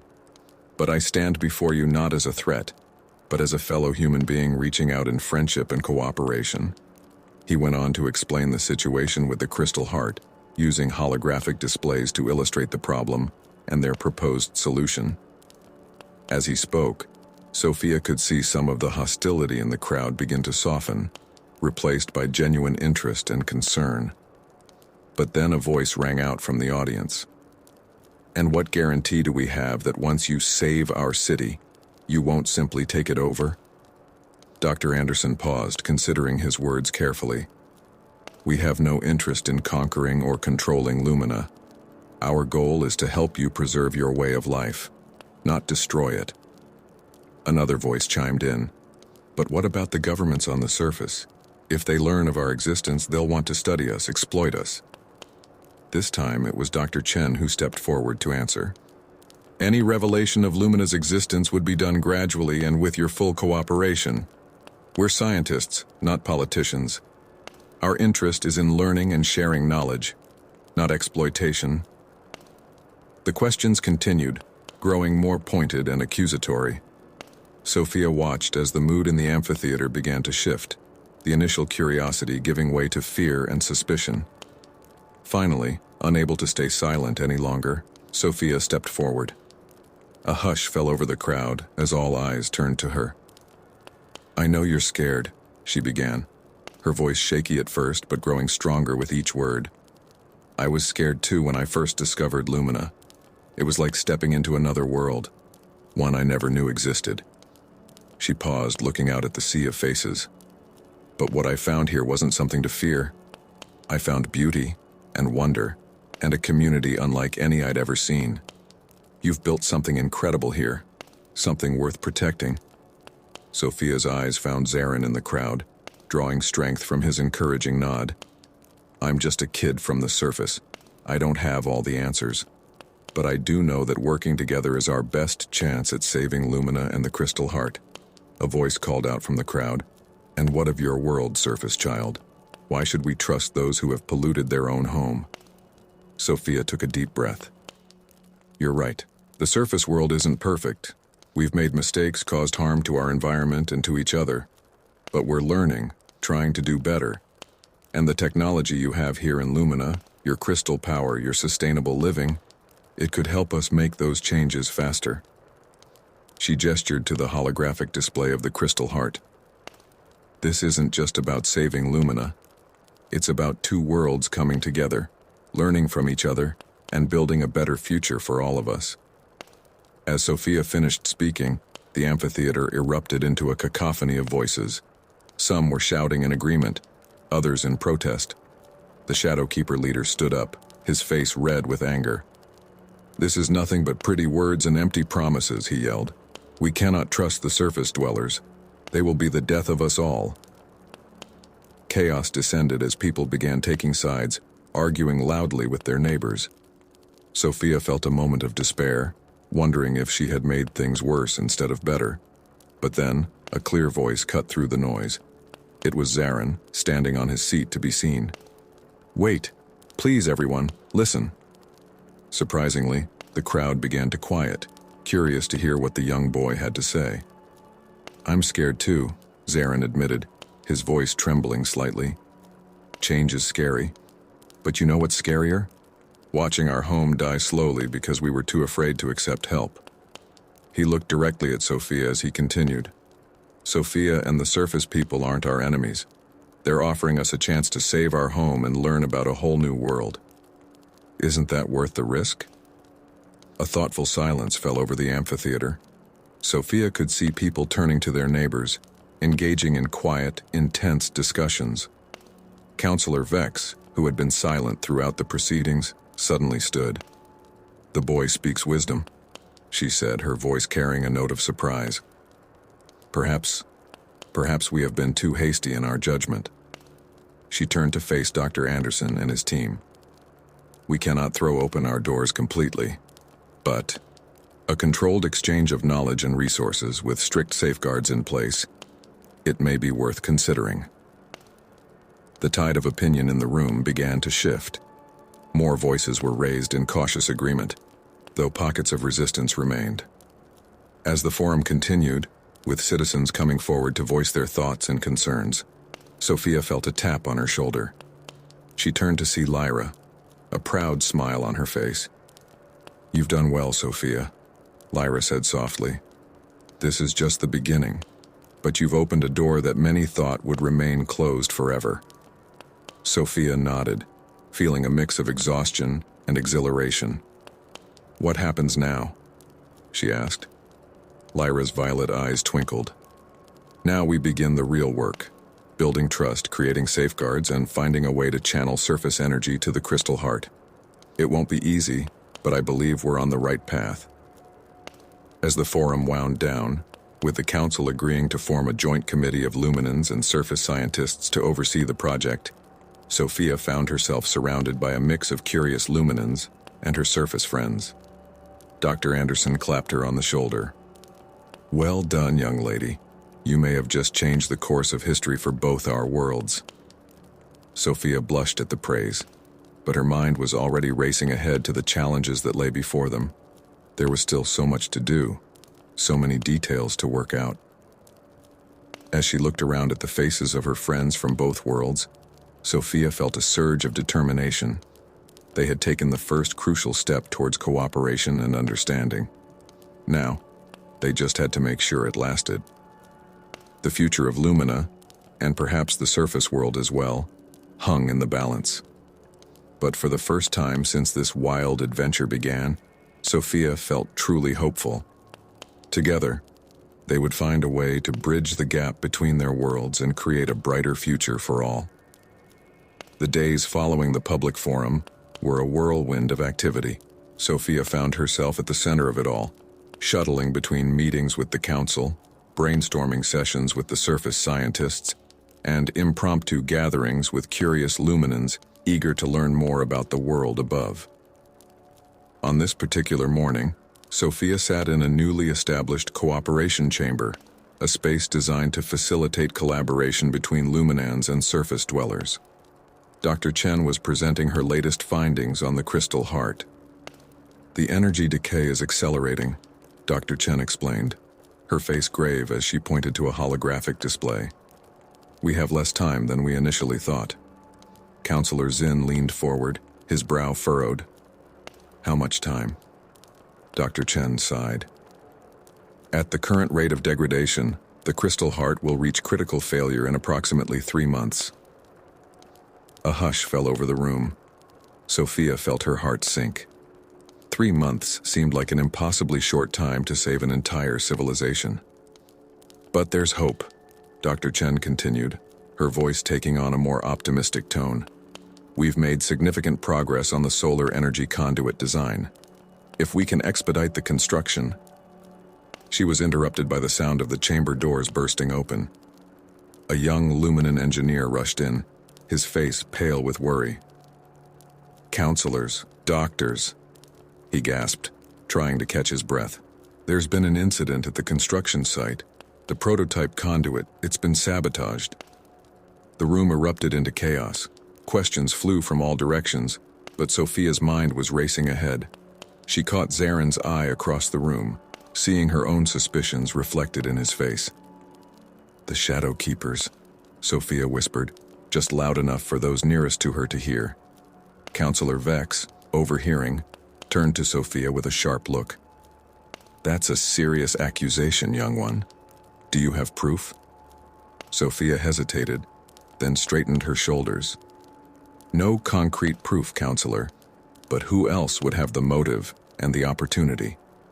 Dr. Anderson stepped in, his weathered face creased with concern. Regardless of who's responsible, we need to assess the damage and increase security. We can't afford any more setbacks. As the group dispersed to deal with the crisis, Sophia felt a tug on her sleeve. It was Zaren, his young face uncharacteristically serious. Sophia, he whispered, I need to show you something, but we have to be careful. Meet me at the old crystal garden in an hour. Intrigued and a little worried, Sophia nodded. She spent the next hour helping where she could with the sabotage investigation, her mind whirling with possibilities and fears. When the appointed time came, Sophia slipped away to the crystal garden, a secluded spot rarely frequented by other luminans. Zaren was already there, pacing nervously. What's going on, Zaren? Sophia asked as she approached. The young Luminan boy looked around furtively before speaking. It's my brother, Kael. He's involved with the Shadow Keepers. I overheard him talking about the sabotage. Sophia's eyes widened. Zaren, this is serious. We need to tell the council. Zaren shook his head frantically. No, I mean not yet. There's more. The sabotage was just the beginning. They're planning something bigger, something that could drive all the surface people out of Lumina for good. A chill ran down Sophia's spine. What are they planning? I don't know the details, Zaren admitted. But I heard Kael mention something about the heart chamber. Whatever they're planning, it's going to happen there. Sophia's mind raced. The heart chamber was where the crystal heart pulsed, the very core of Lumina's power. If the Shadow Keepers were targeting it, we have to stop them, Sophia said, determination filling her voice. But you're right. We can't go to the council yet. Not without more information. We need proof. Zaren nodded, a mix of fear and resolve in his young eyes. What do we do? Sophia thought for a moment, then smiled. We do what any good detective would do. We investigate. Over the next few days, Sophia and Zaren became a covert team, eavesdropping on conversations, following suspicious individuals, and piecing together clues. They were careful to maintain their normal routines to avoid suspicion, but every free moment was dedicated to their secret mission. Their breakthrough came on the third day. Sophia was helping Dr. Chen in her makeshift lab when she overheard two Luminan technicians talking in hushed tones. Midnight at the secondary access point to the heart chamber. One whispered, "That's when we make our move." Sophia's heart raced. She waited until the technicians left, then rushed to find Zaren. They met in their now familiar Crystal Garden hideout. "Tonight," Sophia said breathlessly. "Whatever they're planning, it's happening tonight." Zaren's eyes widened. "What do we do? Should we tell someone now?" Sophia shook her head. "We still don't have concrete proof, and if we alert the authorities, the Shadow Keepers might just postpone their plan. No, we need to catch them in the act." "But how?" Zaren asked. "The heart chamber is heavily guarded." A mischievous glint appeared in Sophia's eye. "Remember those secret passages you showed me? The ones that run all through the lower levels of Lumina?" Understanding dawned on Zaren's face. "There's one that leads right to the secondary access point of the heart chamber." As night fell over Lumina, Sophia and Zaren put their plan into action. They slipped through the shadowy corridors of the city, using the secret passages to avoid detection. Sophia's heart pounded with every step, acutely aware of the risk they were taking. They reached the hidden observation point near the heart chamber's secondary access just before midnight. Crouching in the shadows, they waited, barely daring to breathe. Minutes ticked by, feeling like hours. Then, just as Sophia was beginning to think they'd made a mistake, movement caught her eye. A group of hooded figures approached the access point, led by a tall, familiar form. "That's Kale," Zarin whispered, his voice barely audible. Sophia squeezed his hand reassuringly as they watched Kale input a code into the access panel. The door slid open silently, and the group slipped inside. "Now what?" Zarin asked. Sophia took a deep breath. "Now we follow them. But first..." She pulled out a small communication device Dr. Chen had given her. "We call for backup." She quickly sent a coded message to Lyra, praying the Luminan woman would understand and act quickly. With backup hopefully on the way, Sophia and Zarin crept towards the open access point. They slipped inside just before the door closed, finding themselves in a dimly lit corridor that led deeper into the heart chamber. As they carefully made their way forward, the distant hum of the crystal heart grew louder. They could hear voices ahead, urgent and angry. "Hurry up!" Kyle's voice echoed. "We need to plant the disruptors before the guard change." Sophia and Zarin exchanged a worried glance. Whatever these disruptors were, they couldn't be good for the already weakened crystal heart. They reached a vantage point where they could see the Shadow Keepers gathered around the base of the massive crystal formation. Kyle was directing the others as they placed small, pulsing devices at key points. "Those must be the disruptors," Sophia whispered. "We have to stop them." But before they could move, a hand clamped down on Sophia's shoulder. She whirled around, ready to fight, only to come face to face with Lyra and a group of Luminan guards.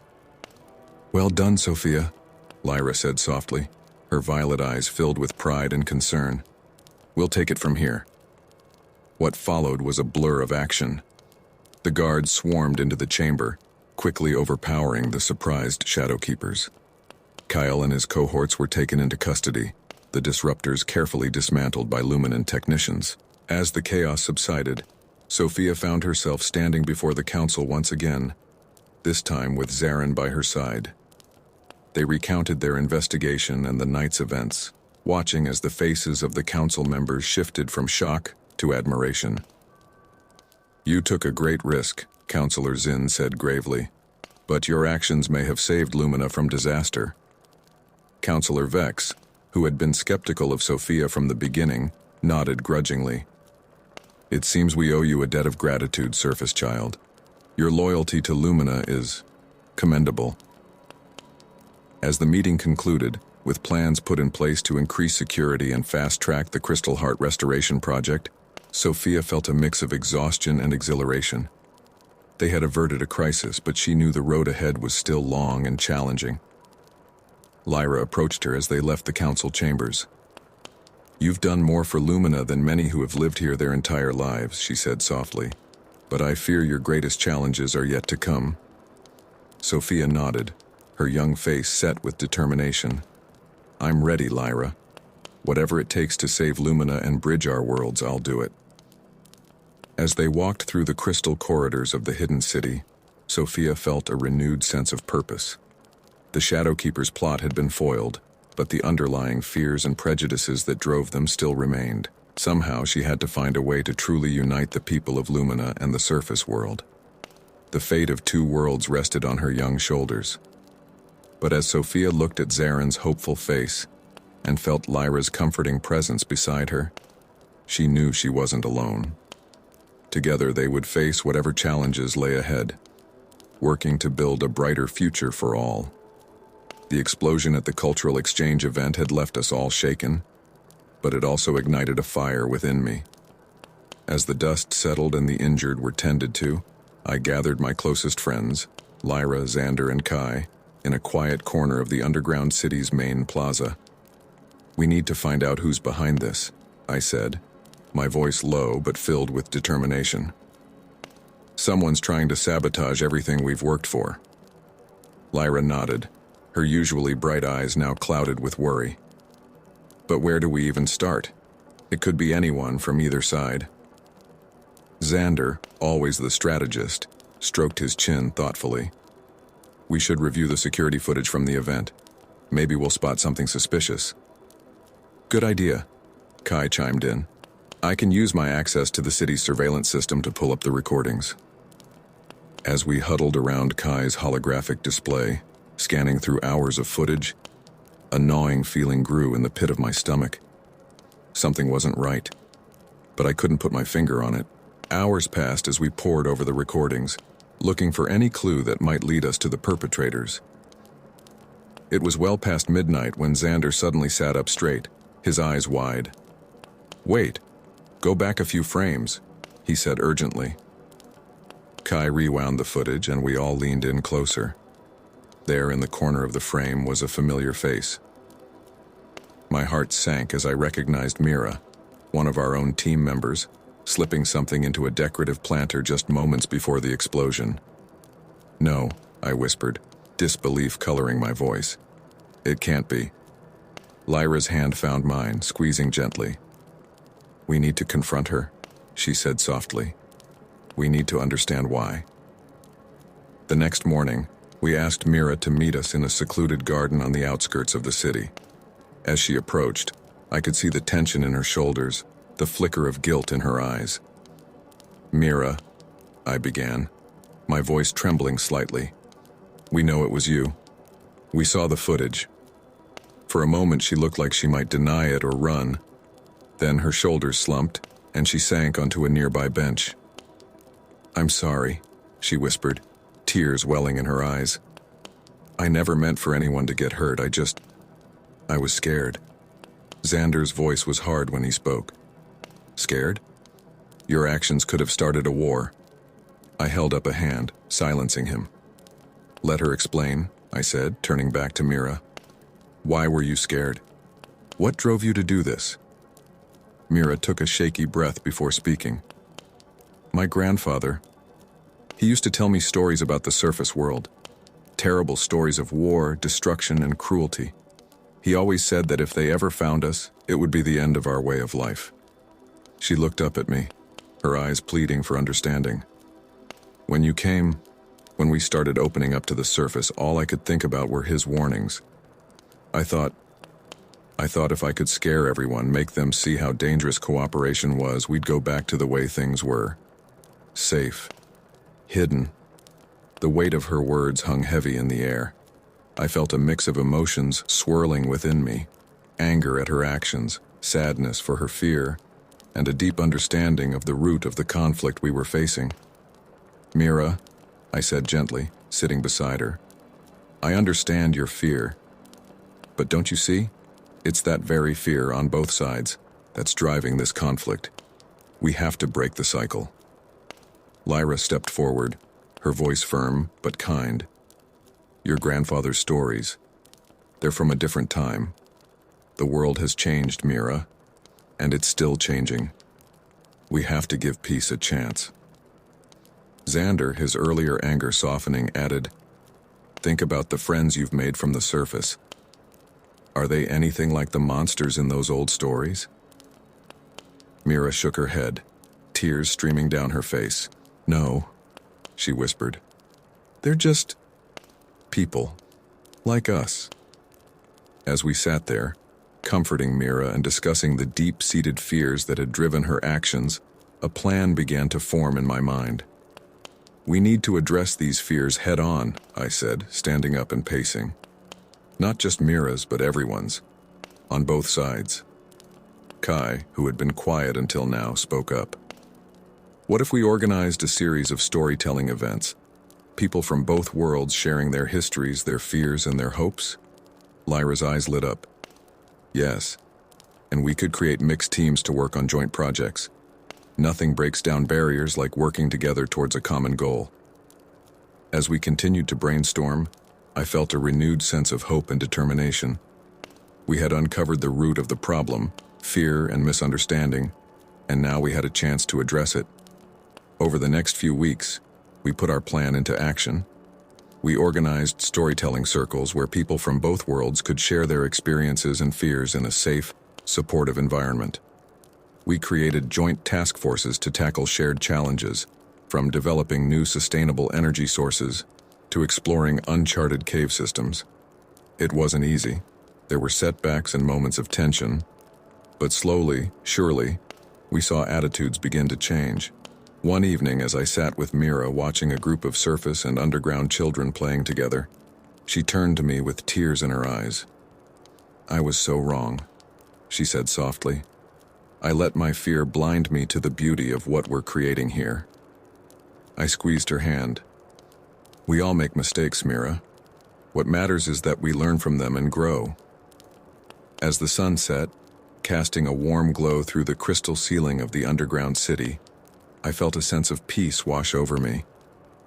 We still had a long way to go, but we were on the right path. The journey to understanding and peace was far from over, but with each story shared, each joint project completed, and each new friendship formed, we were getting closer. And as I looked around at the smiling faces of people from two once separated worlds coming together, I knew that the challenges ahead were worth facing. For in this underground city, beneath layers of rock and years of separation, we were writing a new story. A story of unity, understanding, and hope for a brighter future for all. The underground city buzzed with an electric mix of excitement and apprehension. After weeks of careful planning and heated debates, we were finally ready to take the next monumental step in bridging our two worlds. I stood in the Grand Council chamber surrounded by a diverse group of both surface and underground representatives, my heart pounding with anticipation. "Are we really ready for this?" Lyra whispered, her eyes wide with a mixture of hope and fear. I squeezed her hand reassuringly. "As ready as we'll ever be," I replied, trying to project more confidence than I felt. The head counselor, a stern-faced woman named Alara, called the meeting to order.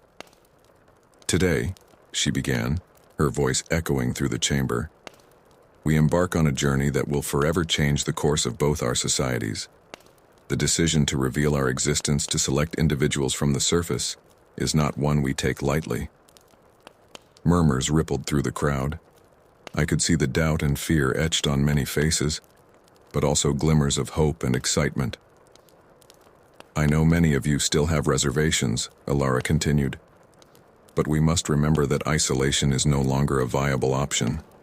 Our futures are intertwined, whether we like it or not."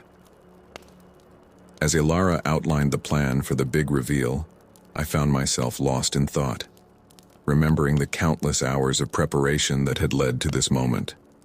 We had carefully selected a small group of surface dwellers, scientists, diplomats, and community leaders, who we believed would approach our hidden world with open minds and discretion. The meeting concluded, and we dispersed to make final preparations. I headed to the surface entrance with Xander and Kai, tasked with greeting our surface guests.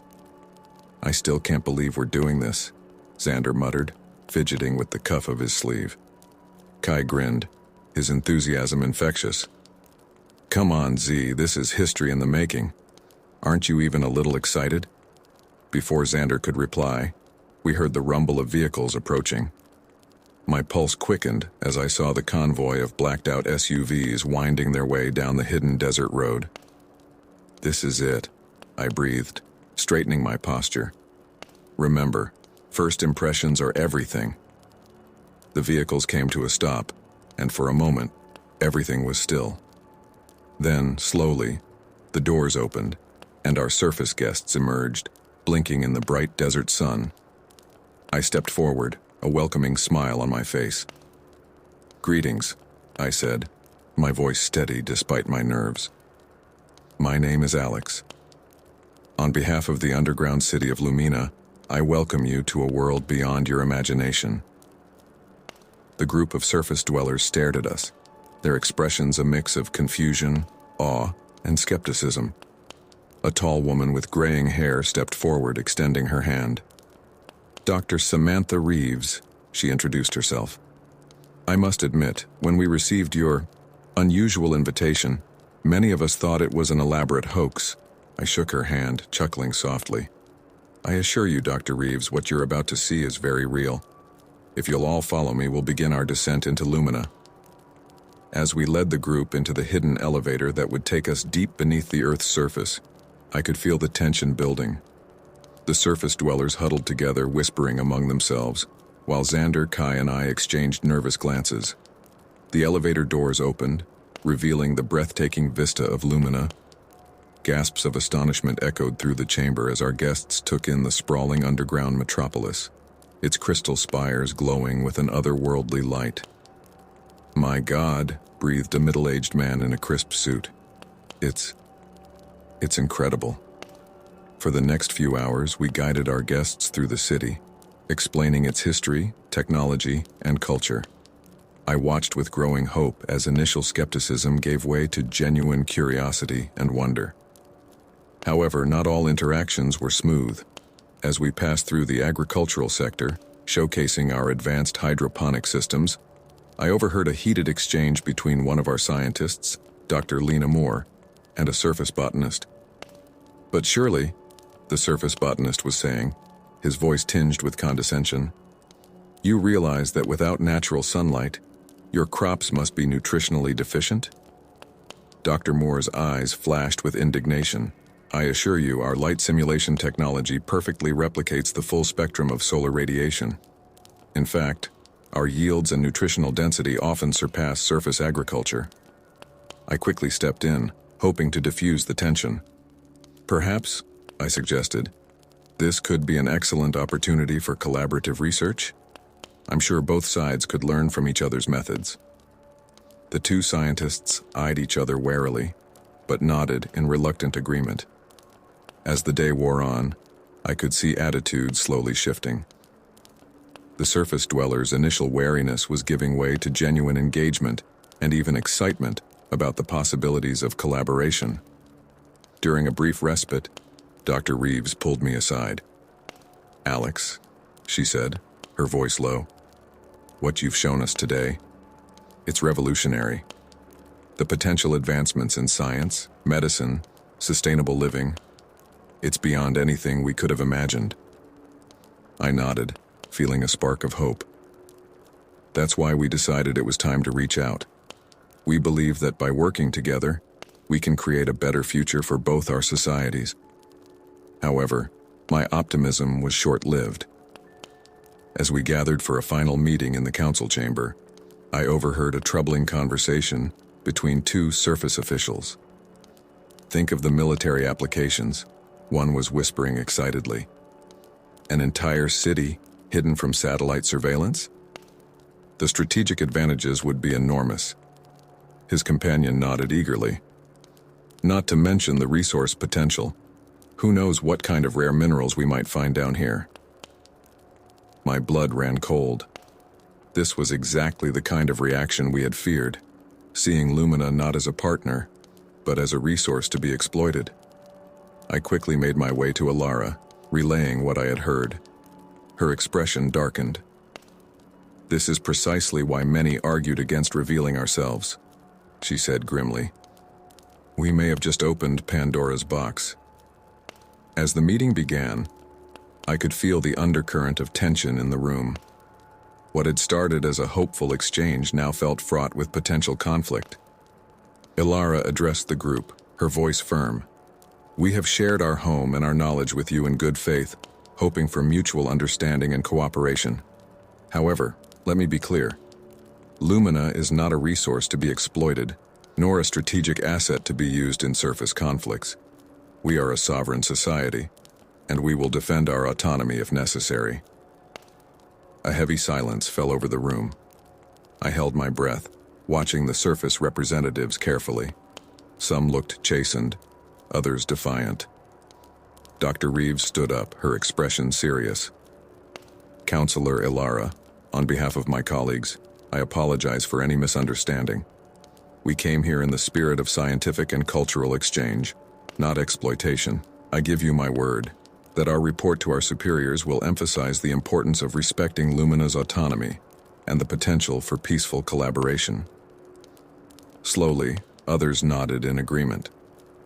The tension in the room began to ease, but I knew we had just had a glimpse of the challenges that lay ahead. As we prepared to escort our guests back to the surface, I pulled Lyra aside. "We did it," I said. "But this is just the beginning. We've opened a door that can't be closed." Lyra nodded, her expression a mix of excitement and apprehension. "For better or worse, our worlds are connected now. We'll need to be vigilant, but also hopeful. This could be the start of something amazing." As I watched the surface dwellers depart, their minds undoubtedly racing with all they had seen and learned, I felt a complex mix of emotions.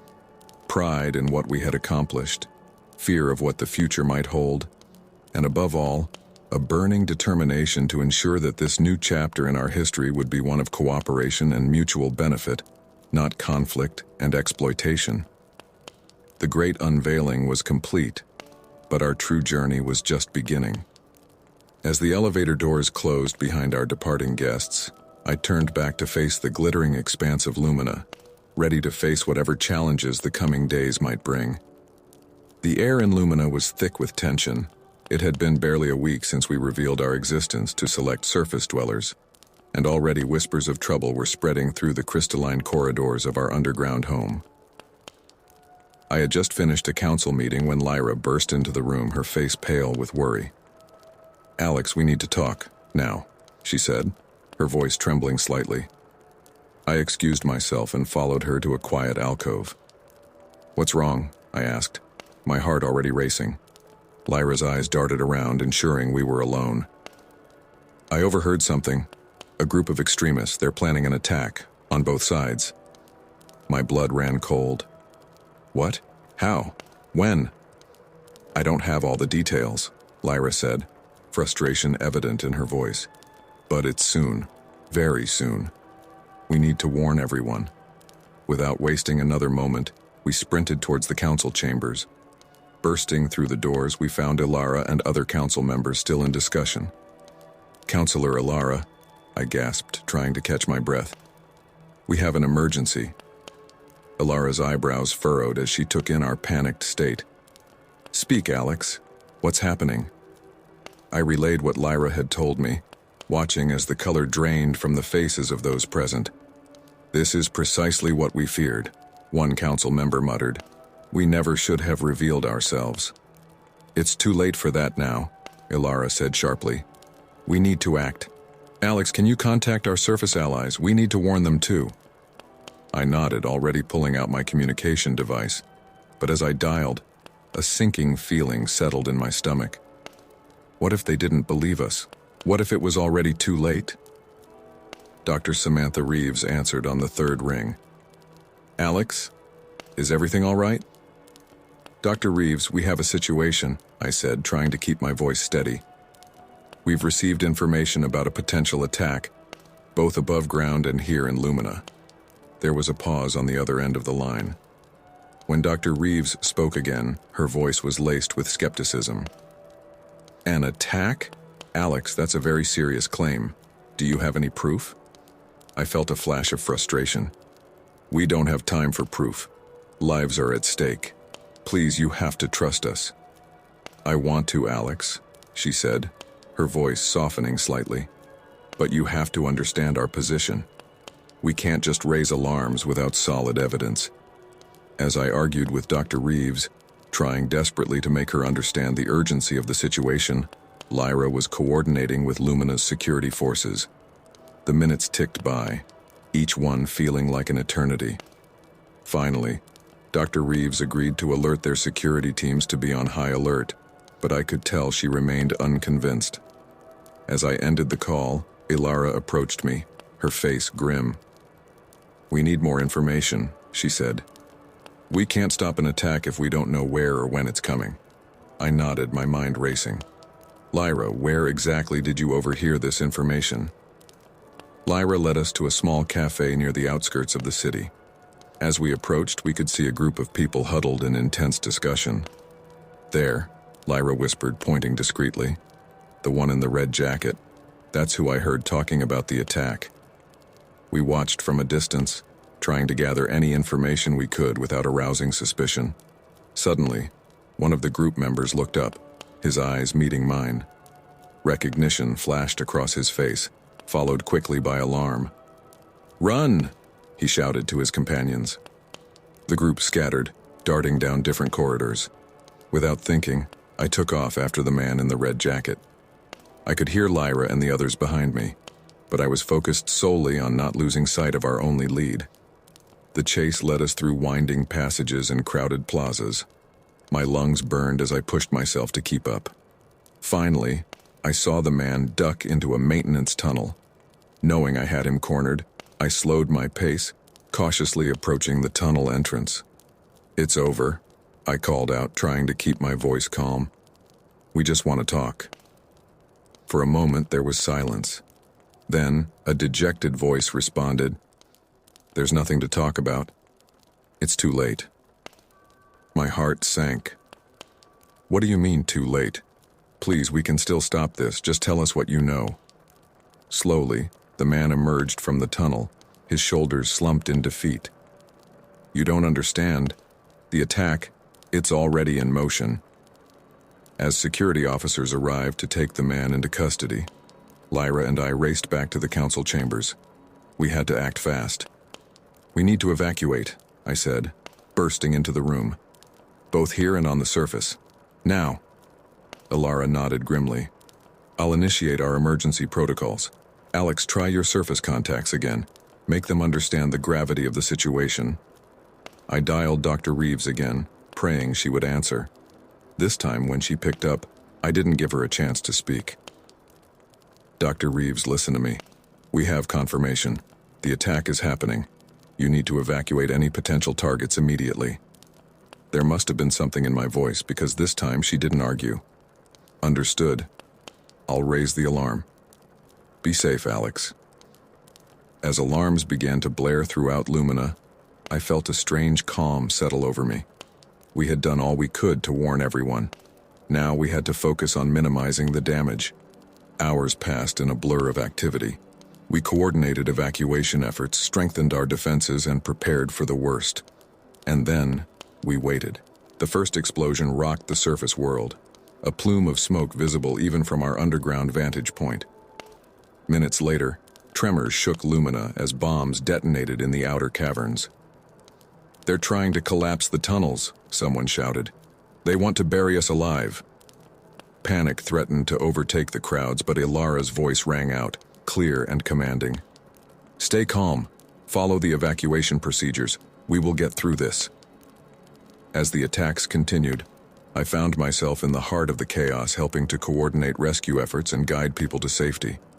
The air was thick with dust and fear, but I saw countless acts of bravery and kindness amidst the terror. Hours that felt like days passed. Gradually, the explosion ceased.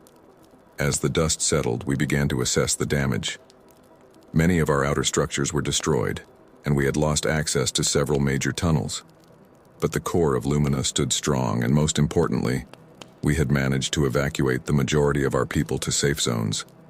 As I helped tend to the injured, a young surface medic approached me, her face streaked with soot and tears. "I'm so sorry," she said, her voice breaking. "We should have listened to you sooner." I placed a comforting hand on her shoulder. "We're all in this together now. What matters is how we move forward." As the immediate crisis subsided, I found Lyra amidst the rubble of what had once been a beautiful plaza. She was staring at the destruction, her eyes filled with a mix of sadness and determination. "What do we do now?" she asked softly. I took her hand, squeezing it gently. "We rebuild, we learn, and we make sure this never happens again." Looking out over the damaged but unbroken spirit of Lumina, I knew that the road ahead would be difficult, but I also knew that this tragedy had the potential to unite us, both underground and surface dwellers, in a way nothing else could. As the first rays of our artificial sun began to illuminate the dusty air, I saw hope glimmering in the faces around me. We had survived the attack. Now it was time to prove that we could thrive in its aftermath, creating a future where such violence would be nothing but a distant memory. The next chapter of our story was about to begin, and despite everything, I was ready to face it head-on. The aftermath of the attack left both Lumina and the surface world reeling. As the dust settled, the true extent of the damage became apparent. Entire sections of our underground city lay in ruins, while above ground, key infrastructure had been decimated. The air was thick with the acrid smell of smoke and the heavy weight of loss. I found myself in what remained of Lumina's central medical facility, my clothes covered in grime and my hands shaking from exhaustion. For the past 48 hours, I had been working non-stop alongside both underground and surface medical personnel, trying to save as many lives as possible. Dr. Elena Vasquez, a brilliant surface world surgeon who had volunteered to help, approached me with a grim expression. Alex, we're running low on pain medication and antibiotics. At this rate, we'll be out by nightfall. I ran a hand through my disheveled hair, my mind racing. Okay, I'll talk to the council. Maybe we can arrange an emergency supply run to the surface. As I turned to leave, a commotion near the entrance caught my attention. A group of surface dwellers was trying to force their way in, their faces contorted with anger and fear. "Where are they?" one man shouted, his voice hoarse. "Where are the monsters who did this to us?" I quickly intervened, stepping between the group and the startled medical staff. "Please, calm down. This is a place of healing. Everyone here is just trying to help." The man's eyes locked onto mine, recognition flickering in them. "You," he spat. "You're one of them. This is all your fault. If you had stayed hidden, none of this would have happened." His words stung, but I forced myself to remain calm. "I understand you're angry and scared. We all are. But blaming each other won't solve anything. We need to work together now more than ever." For a tense moment, I thought the situation might escalate. Then, a small voice piped up from behind the group. "Daddy, please. The nice underground lady saved Mommy. They're not monsters." The man's anger seemed to deflate as he turned to his young daughter. I seized the opportunity to diffuse the tension further. "Why don't you come with me?" I offered gently. "I can take you to see your wife, and maybe we can talk about how we can all help each other." Reluctantly, the man nodded, and I led the family to one of the makeshift recovery areas. As we walked, I couldn't help but reflect on how this scene was playing out in various forms all around us. Fear and mistrust threatened to undo all the progress we had made. After ensuring the family was settled, I made my way to the emergency council meeting. The normally pristine chamber was now cramped and chaotic, filled with both Luminon and surface world leaders. Ilara stood at the center, her usually immaculate appearance marred by soot and fatigue. "We need to address the growing tensions," she was saying as I entered. "There have been reports of violence on both sides." Dr. Reeves, representing the surface world, nodded grimly. "It's the same up top. People are scared and looking for someone to blame. If we don't act fast, this could escalate into full-scale conflict." I stepped forward, all eyes turning to me. "I have an idea," I said, my voice stronger than I felt. "We need to show everyone that we're in this together. What if we combined our medical teams, created joint task forces for search and rescue, reconstruction, and relief efforts?" The room erupted into a mix of approvals and objections. One Luminon council member, Thorne, shook his head vehemently. "Absolutely not. We can't risk exposing more of our people to potential harm." "With all due respect," I countered, "we're already exposed. The attack proved that isolation isn't an option anymore. Our best chance at survival and peace is to work together." After hours of heated debate, a compromise was reached. We would start with small, mixed teams, focusing on the most critical areas first. It wasn't perfect, but it was a start.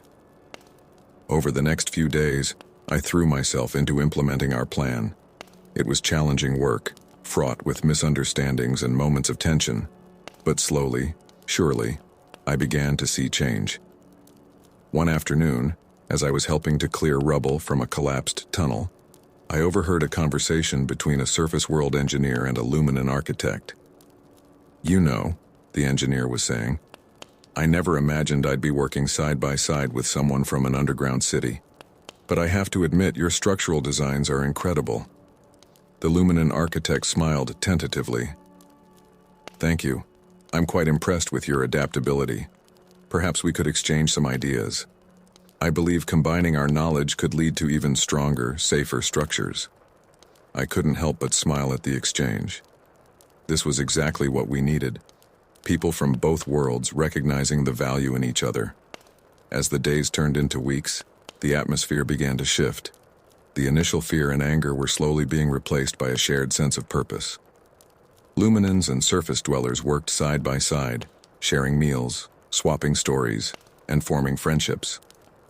One evening, as I was making my rounds through the medical facility, I came across the man who had confronted me earlier.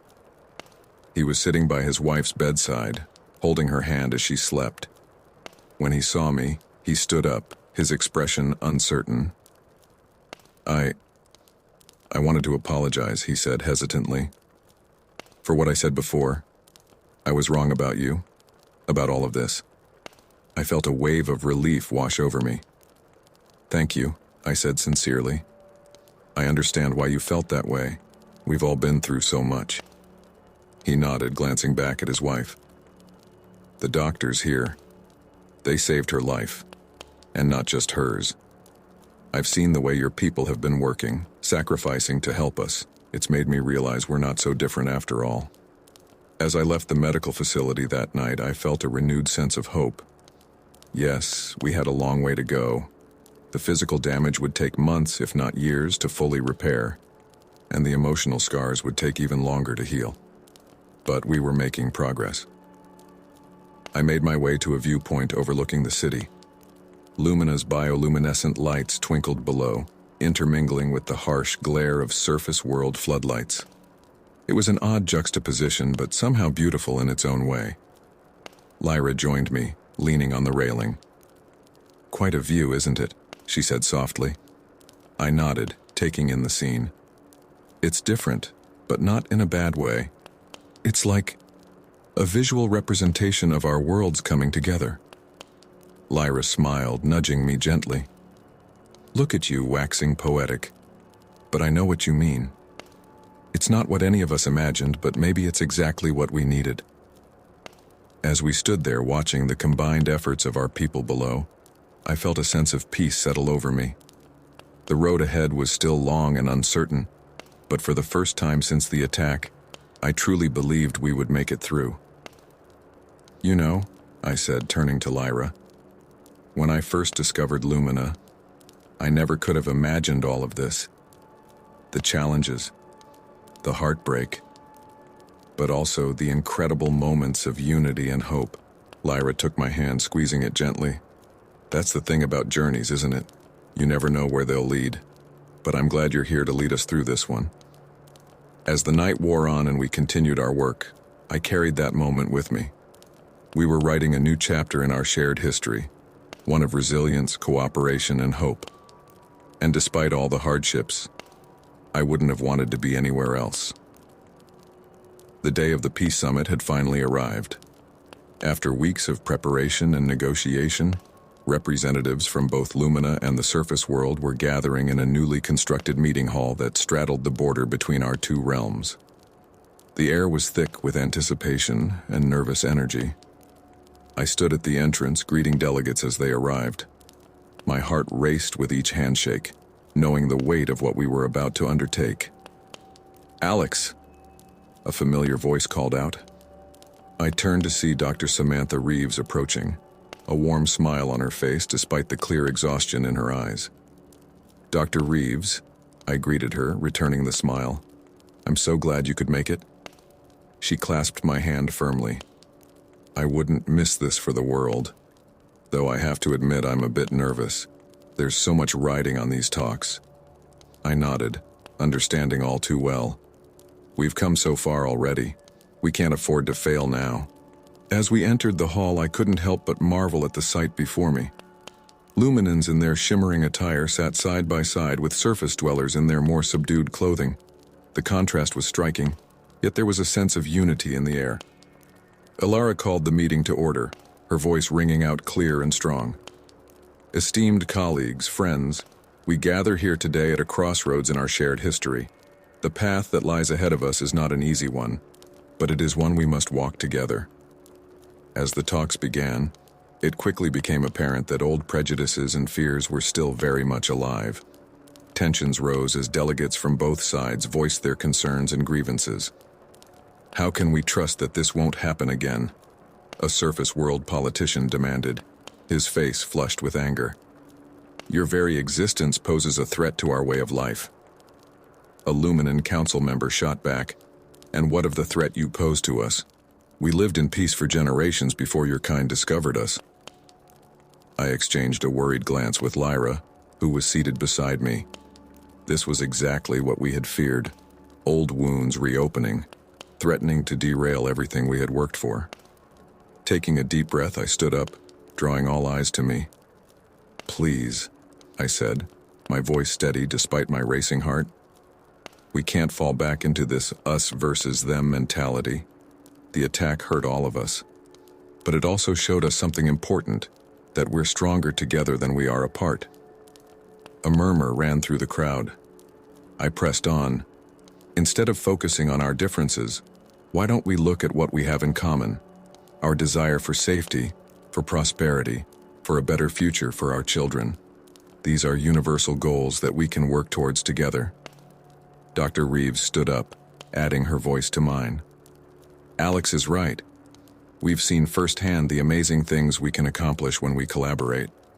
The medical breakthroughs, the technological advancements, these are just the beginning of what we could achieve." Slowly, the mood in the room began to shift. Ideas started flowing, tentative at first, then with increasing enthusiasm.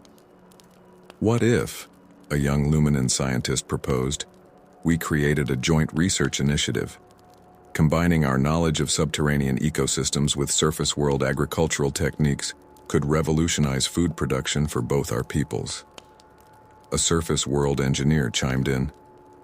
"And our experience with renewable energy could be adapted for use in Lumina's unique environment. We could create a sustainable power grid that serves both worlds." As the day wore on, more and more collaborative projects were proposed. It wasn't always smooth sailing. There were heated debates and moments of frustration, but there was also a palpable sense of progress, of bridges being built where walls once stood. During a brief recess, I found myself in a quiet corner with Alara and Dr. Reeves. The two leaders had been observing the proceedings with keen interest. "It's remarkable," Alara mused, a hint of wonder in her voice. "Just weeks ago, the idea of such open collaboration would have been unthinkable." Dr. Reeves nodded in agreement. "It's not going to be easy, but I truly believe we're on the right track. The potential benefits for both our societies are enormous." I couldn't help but smile, feeling a surge of hope. We still have a long way to go, but this is a fantastic start. As we prepared to reconvene, a commotion at the entrance caught our attention. A group of protesters had gathered, their angry shouts audible even through the thick walls of the meeting hall. "We can't ignore them," I said, my heart sinking. "If we don't address their fears, this fragile peace won't last." Alara and Dr. Reeves exchanged a glance, then nodded. "You're right," Alara said. "Let's go talk to them." As we stepped outside, the shouts grew louder. I recognized faces from both Lumina and the surface world in the crowd, united in their fear and anger. "Please," I called out, raising my hands in a gesture of peace. "We want to hear your concerns. That's what this summit is all about, finding a way forward together." For a moment, the crowd fell silent, surprised by our willingness to engage. Then, a Luminan woman stepped forward, her eyes blazing with emotion. "How can you even think about working with them?" she demanded, gesturing at the surface dwellers. "They'll destroy our way of life just like they've destroyed their own world." Before I could respond, a surface world man countered, "And what about the threat you pose to us? How do we know you won't use your hidden city to launch more attacks?" I took a deep breath, feeling the weight of their fears and anger. "I understand why you're scared," I began. "Change is always frightening, especially when it comes so suddenly and dramatically. But isolating ourselves, giving in to fear and mistrust, That's what led to the attack in the first place. Dr. Reeves stepped forward, her voice calm and reassuring. We're not asking you to forget the past or to trust blindly. We're asking you to give peace a chance, to work with us in creating safeguards and building trust, step by step. Ilara added, this summit isn't about erasing our differences or abandoning our unique cultures. It's about finding ways to coexist, to learn from each other, and to face our shared challenges together. Slowly, the tension in the crowd began to ease. People started talking amongst themselves, their angry shouts giving way to murmurs of discussion. A young surface dweller raised her hand tentatively. Could we join the summit? To see for ourselves what's being discussed? I smiled, feeling a glimmer of hope. Of course, this process should be as transparent as possible. You all have a stake in the decisions being made here. As we made our way back into the meeting hall, now accompanied by several members of the protest group, I couldn't help but feel a sense of accomplishment. It was a small step, but an important one. The rest of the summit passed in a blur of discussions, debates, and breakthroughs. By the time the final session concluded, we had a framework for ongoing cooperation, joint committees for science, culture, security, and governance, all working towards a shared future. As the delegates filed out, many with tentative smiles and hopeful expressions, I found myself standing once again with Lyra, overlooking the meeting hall. We did it, she said softly, a note of wonder in her voice. It's not perfect, but it's a start. I nodded, feeling a mix of exhaustion and exhilaration. It's more than a start. It's a whole new chapter for both our worlds. As we watched the mingling crowd below, Luminans and surface dwellers engaged in animated conversations, exchanging contact information, making plans for future collaborations, I felt a surge of pride and hope. The road ahead would not be easy. There would be setbacks, disagreements, and moments of doubt. But we had taken the first crucial steps towards a united future.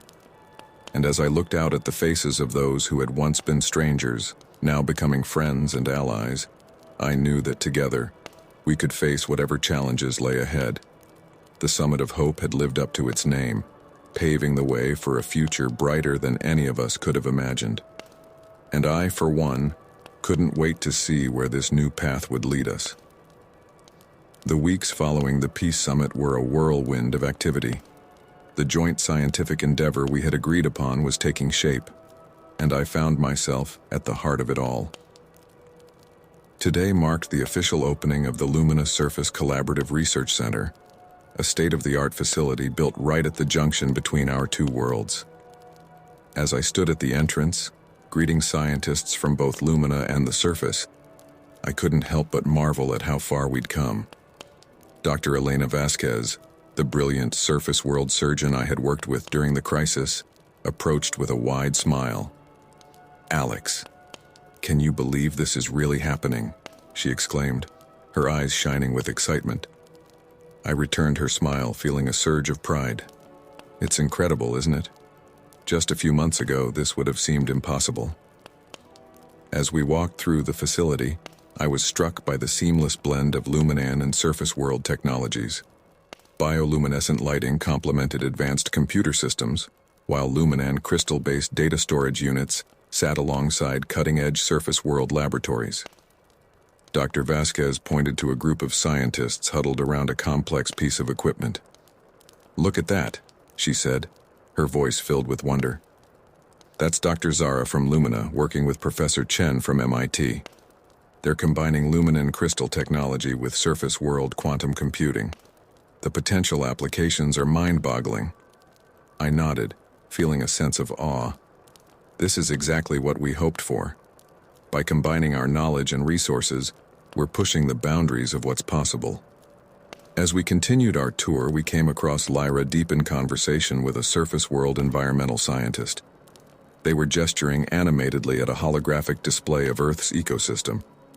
Lyra, I called out, waving her over. How's it going? Lyra's face lit up as she saw us. Alex, Dr. Vasquez, you won't believe what we've discovered. By applying Luminen subterranean farming techniques to surface world vertical farming, we might be able to triple crop yields while using a fraction of the water and energy. The environmental scientist, Dr. James Cooper, chimed in, his voice brimming with enthusiasm. And that's just the beginning. The Luminen understanding of closed-loop ecosystems could revolutionize our approach to sustainable living on the surface. As we discussed the implications of their findings, I couldn't help but feel a swell of emotion. This was everything we had hoped for and more. But even as I reveled in our success, a nagging worry tugged at the back of my mind. Later that day, I found myself in a meeting with Ilara and Dr. Reeves, discussing the progress of our collaboration. The results so far have been remarkable, Dr. Reeves said, her voice filled with genuine admiration. The breakthroughs we're seeing in medicine, energy production, and environmental science, it's beyond our wildest expectations. Ilara nodded, a rare smile gracing her usually stern features. Indeed, the benefits to both our societies are already becoming apparent. However, her smile faded slightly. We cannot ignore the growing concerns among some of our people. I leaned forward, my brow furrowing. What kind of concerns? Dr. Reeves sighed, her expression turning serious. There's a vocal minority on the surface who fear that this collaboration will lead to a loss of jobs or worse, make surface technology obsolete. They're spreading rumors, stoking fears. Ilara added, we're facing similar issues in Lumina. Some fear that increased contact with the surface world will erode our culture and way of life. I felt a knot form in my stomach. We had anticipated some resistance, but hearing about these growing fears brought home the fragility of our newfound peace. What can we do? I asked, looking between the two leaders. Dr. Reeves leaned back in her chair, her brow furrowed in thought. We need to be more proactive in our communication, show people the tangible benefits of our collaboration, not just the big scientific breakthroughs, but how it's improving everyday lives. Ilara nodded in agreement. Perhaps we could organize public demonstrations of our joint projects and increase our educational outreach programs. As we brainstormed ideas, I couldn't shake the feeling that we needed to do more. What if, I began slowly, we set up an exchange program, not just for scientists, but for ordinary citizens? Give people from both worlds a chance to experience life on the other side? Both leaders looked at me with interest. Go on, Ilara encouraged. We could start small, I continued, my excitement growing. A few weeks at a time, surface dwellers living with Luminen families and vice versa. It would help break down stereotypes, foster understanding. Dr. Reeves nodded enthusiastically. I love it. Nothing dispels fear like personal connection, and it would give people a chance to see the benefits of our collaboration firsthand. Over the next few weeks, we worked tirelessly to implement our new initiatives. The exchange program, which we dubbed Bridge Builders, quickly gained traction. I found myself spending more and more time orienting participants, addressing their concerns, and helping them prepare for their cross-cultural experiences. One evening, as I was wrapping up an orientation session for the first group of surface dwellers preparing to live in Lumina, a young woman approached me, her face a mix of excitement and apprehension. "Excuse me, Alex?" she said hesitantly. "I'm Sarah. I just wanted to thank you for this opportunity. I've been fascinated by Lumina ever since we learned of its existence, but I never thought I'd get to experience it firsthand." I smiled warmly at her. "That's wonderful, Sarah. I'm sure you'll have an amazing experience. Is there anything specific you're looking forward to?" Sarah's eyes lit up. "Everything, really. But especially seeing how Luminen sustainable living practices work. I'm an environmental science student, and I think we have so much to learn from your closed-loop systems." As we chatted, I could see the nervousness in Sarah's posture slowly melting away, replaced by genuine enthusiasm. It was moments like these that reminded me why our work was so important. The next day, I found myself in Lumina, helping a group of surface dwellers settle into their temporary homes. The wonder on their faces as they took in the bioluminescent beauty of our underground city filled me with pride. One middle-aged man, John, a factory worker from the surface, looked around in awe. "It's nothing like I imagined," he breathed. "It's so alive. And the air. I've never breathed air so clean." His Luminan host, Mira, beamed with pride. "Wait until you see our hydroponic gardens," she said. "I hear you're interested in our food production methods?" John nodded eagerly. "Back home, our factory is facing closure due to automation. I'm hoping to learn new skills here, maybe bring some Luminan tech back to help revitalize our community." As I watched John and Mira walk off, deep in conversation about vertical farming techniques, I felt a surge of hope. This was how we would build lasting peace, one personal connection at a time. Weeks turned into months, and the success of our initiatives became increasingly apparent. The research center was producing breakthrough after breakthrough, while the exchange program was fostering deep, lasting friendships between our two worlds. One evening, as I stood at my favorite overlook point, watching the intermingling of Luminan bioluminescence and surface world electric lights, Lyra joined me. "Quite a view, isn't it?" she said softly, echoing our conversation from months ago. I nodded, feeling a deep sense of contentment. "It's beautiful, and getting more beautiful every day." Lyra leaned against the railing, her expression thoughtful. "You know, when you first stumbled into our world, I never could have imagined this outcome. You've changed everything, Alex." I felt a blush creep into my cheeks. We all did this together. I just saw the possibility. As we stood there, watching our two worlds slowly becoming one, I knew that our journey was far from over. There would be more challenges to face, more bridges to build. But looking at what we had already accomplished, I felt ready for whatever the future might bring. The light before us was no longer just Luminan or surface world.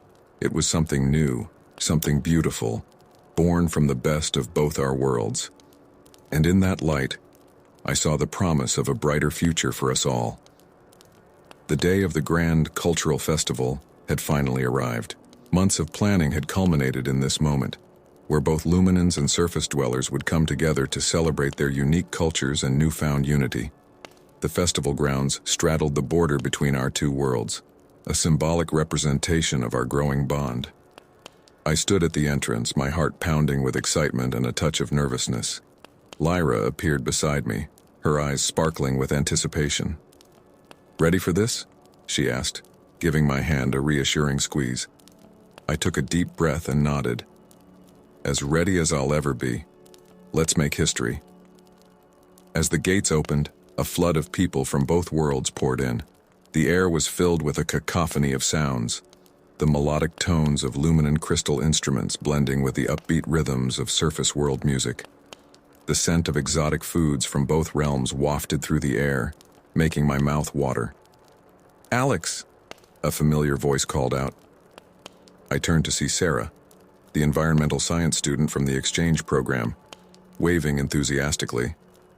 She was accompanied by her Luminan host family, all dressed in a fascinating blend of surface and Luminan attire. "Sarah, how wonderful to see you," I greeted her warmly. "Are you enjoying the festival?" Sarah's eyes were wide with wonder. "It's incredible. I've just tried something called crystal fruit. I've never tasted anything like it." Her Luminan host, Zara, chuckled. "And I've become quite fond of your surface world ice cream. Who knew frozen dairy could be so delightful?" As we chatted, I couldn't help but marvel at how natural their interaction seemed. Just a few months ago, this level of cultural exchange would have been unthinkable. Throughout the day, I wandered the festival grounds, taking in the sights and sounds of our two worlds coming together. At the center of the festival, a massive stage had been set up for performances. I arrived just in time to see a group of Luminan dancers, their bioluminescent costumes pulsing with light, perform alongside a surface world ballet troupe. The fusion of styles was breathtaking, eliciting gasps and applause from the mixed audience. As the performance ended, I noticed Dr. Reeves standing nearby, her face etched with awe. Remarkable, isn't it? I said, approaching her. She turned to me, her eyes shining. Alex, this is beyond anything I could have imagined. The way our cultures are blending yet retaining their unique identities. It's beautiful. We were interrupted by an excited shout. Dr. Reeves, Alex, you have to see this. It was Dr. Vasquez waving us over to a nearby booth. As we approached, I saw that it was a technology showcase. A team of Luminon and Surface scientists were demonstrating a new device, a compact crystal-powered water purifier. We've combined Luminon crystal technology with Surface World miniaturization techniques, Dr. Vasquez explained, her voice brimming with excitement. This little device can purify water at a rate 10 times faster than our current best technology, and it's completely sustainable. Dr. Reeves leaned in for a closer look, her scientific curiosity piqued. The implications for solving water scarcity issues. This could change millions of lives. As the day wore on, I found myself constantly amazed by the spirit of collaboration and mutual respect I saw everywhere. Surface World children were being taught Luminon games while Luminon adults marveled at Surface World art exhibitions. However, as evening approached, I noticed a commotion near the festival entrance. A group of protesters had gathered, their angry shouts cutting through the festive atmosphere. My heart sank as I hurried towards the disturbance. As I got closer, I could make out their chants. Protect our culture. Stop the invasion. To my dismay, I saw that the group was mixed, both Luminons and surface dwellers united in their fear of change. At the front of the group stood a familiar face, John, the factory worker who had seemed so enthusiastic about learning Luminon technology. John, I called out, approaching cautiously. What's going on? I thought you were enjoying your time in Lumina. John turned to me, his face a mask of anger and fear. I was, until I realized what this collaboration really means. Our jobs, our way of life, they're all being threatened. And for what? So we can all become the same? A Luminon protester chimed in. And what about us? Our sacred traditions are being diluted, treated like some kind of tourist attraction. I felt a pang of sadness and frustration. Despite all our progress, these fears still lingered, threatening to undo everything we had worked for. Taking a deep breath, I addressed the crowd. I hear your concerns, and they're valid. Change is scary, and it's natural to want to protect what's familiar. But look around you. I gestured to the festival. Is this the destruction of culture, or is it the birth of something new and beautiful? The protesters fell silent, some looking uncertain. I pressed on. Our collaboration isn't about erasing our differences. It's about learning from each other, growing together. John, remember how excited you were about bringing Luminon technology back to help your community? And you, I turned to the Luminon protester, have you seen how surface dwellers react to our traditions? Not with disdain, but with respect and wonder. As I spoke, I saw Lyra approaching with a group of festival goers, a mix of Luminons and surface dwellers, all wearing clothes that blended styles from both worlds. One of them, a young surface woman, stepped forward. Excuse me, she said softly. I overheard your concerns. I just wanted to say, learning about Luminon culture hasn't made me forget or devalue my own. If anything, it's helped me appreciate it more. And it's inspired me to think about how we can make our own world better. A Luminon man nodded in agreement. And embracing surface culture hasn't diminished our own. It's enriched it. We're not losing ourselves. We're growing. I could see the tension in the group of protesters start to dissipate. John's angry expression softened into one of confusion, then thoughtfulness. Maybe we've been looking at this all wrong, he said slowly. I was so focused on what we might lose, I didn't see what we were gaining. As the protesters began to disperse, many of them joining the festival with newfound curiosity, I felt a wave of relief wash over me.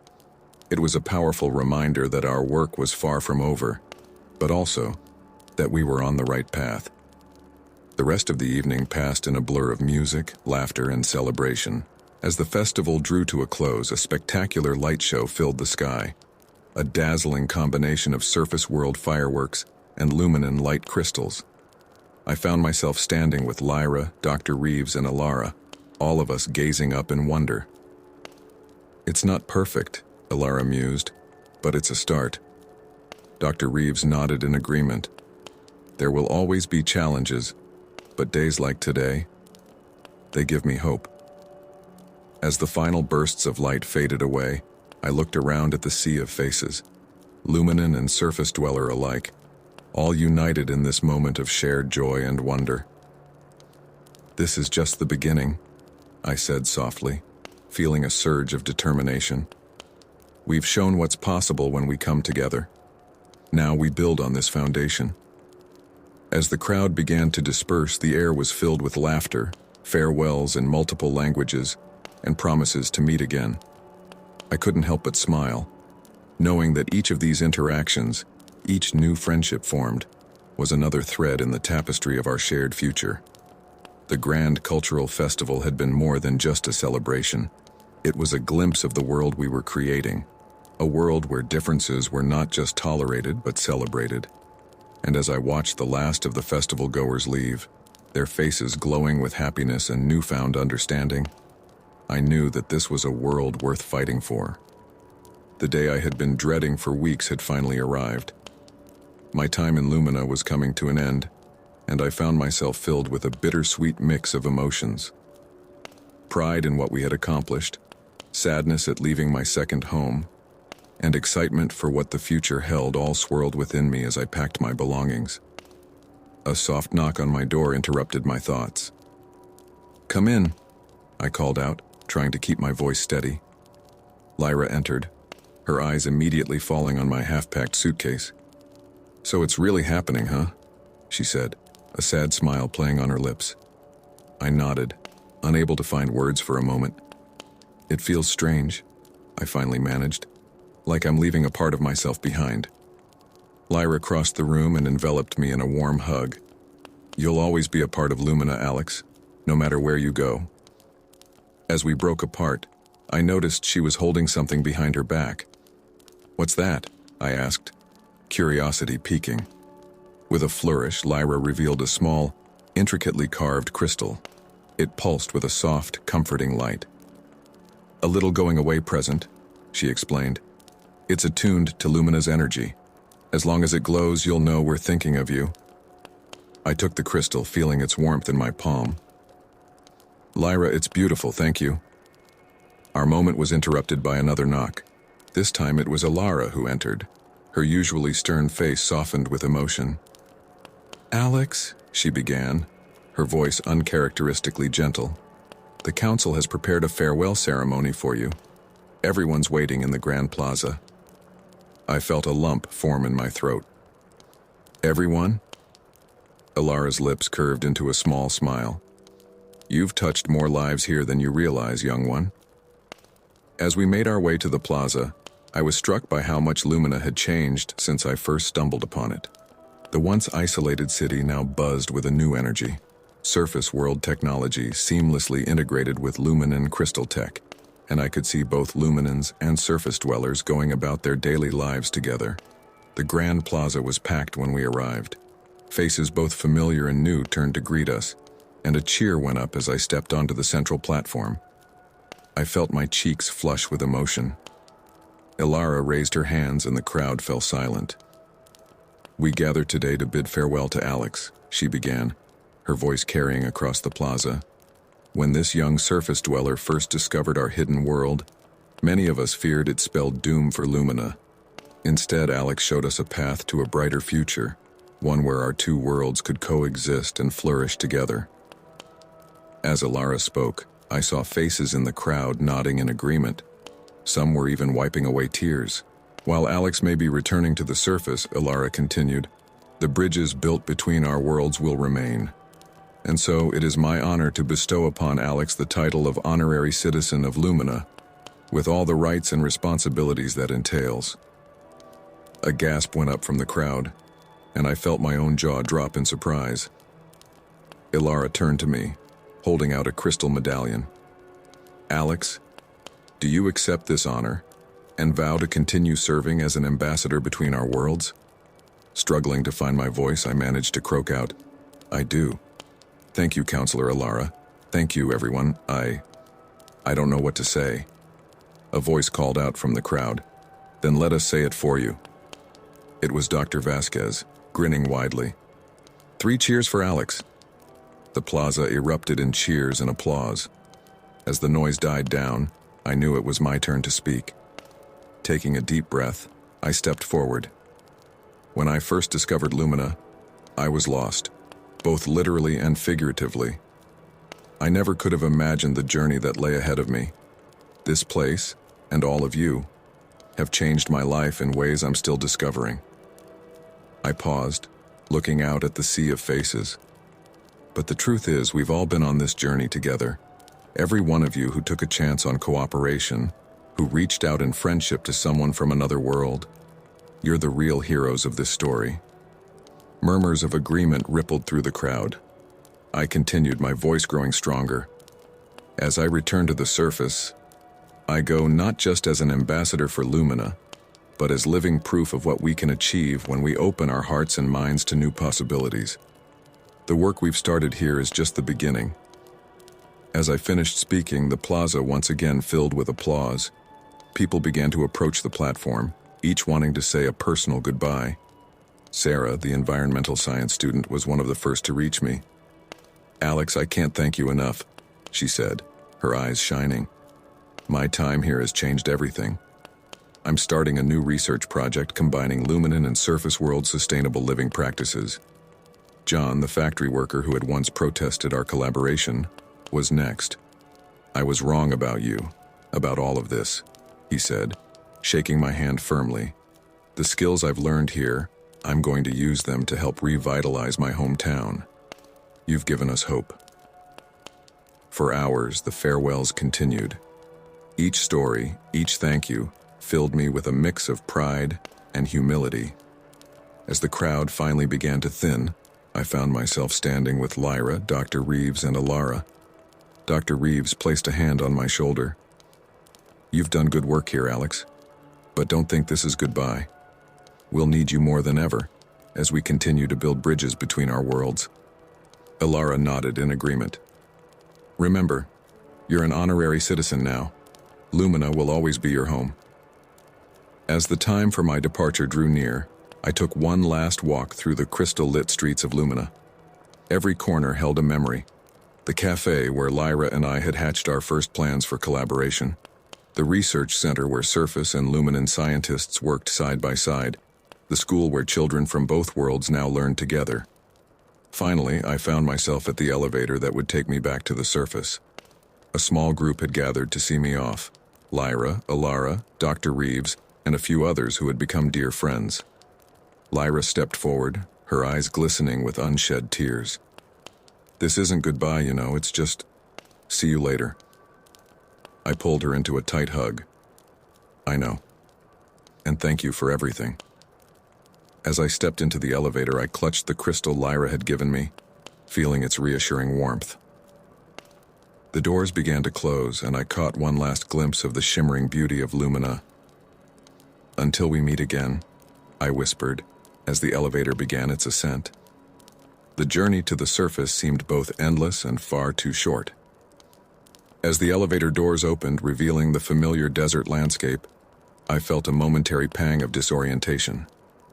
The sun seemed too bright, the air too dry after the controlled environment of Lumina, but as I took my first steps back into the world I had left behind so many months ago, I realized something profound.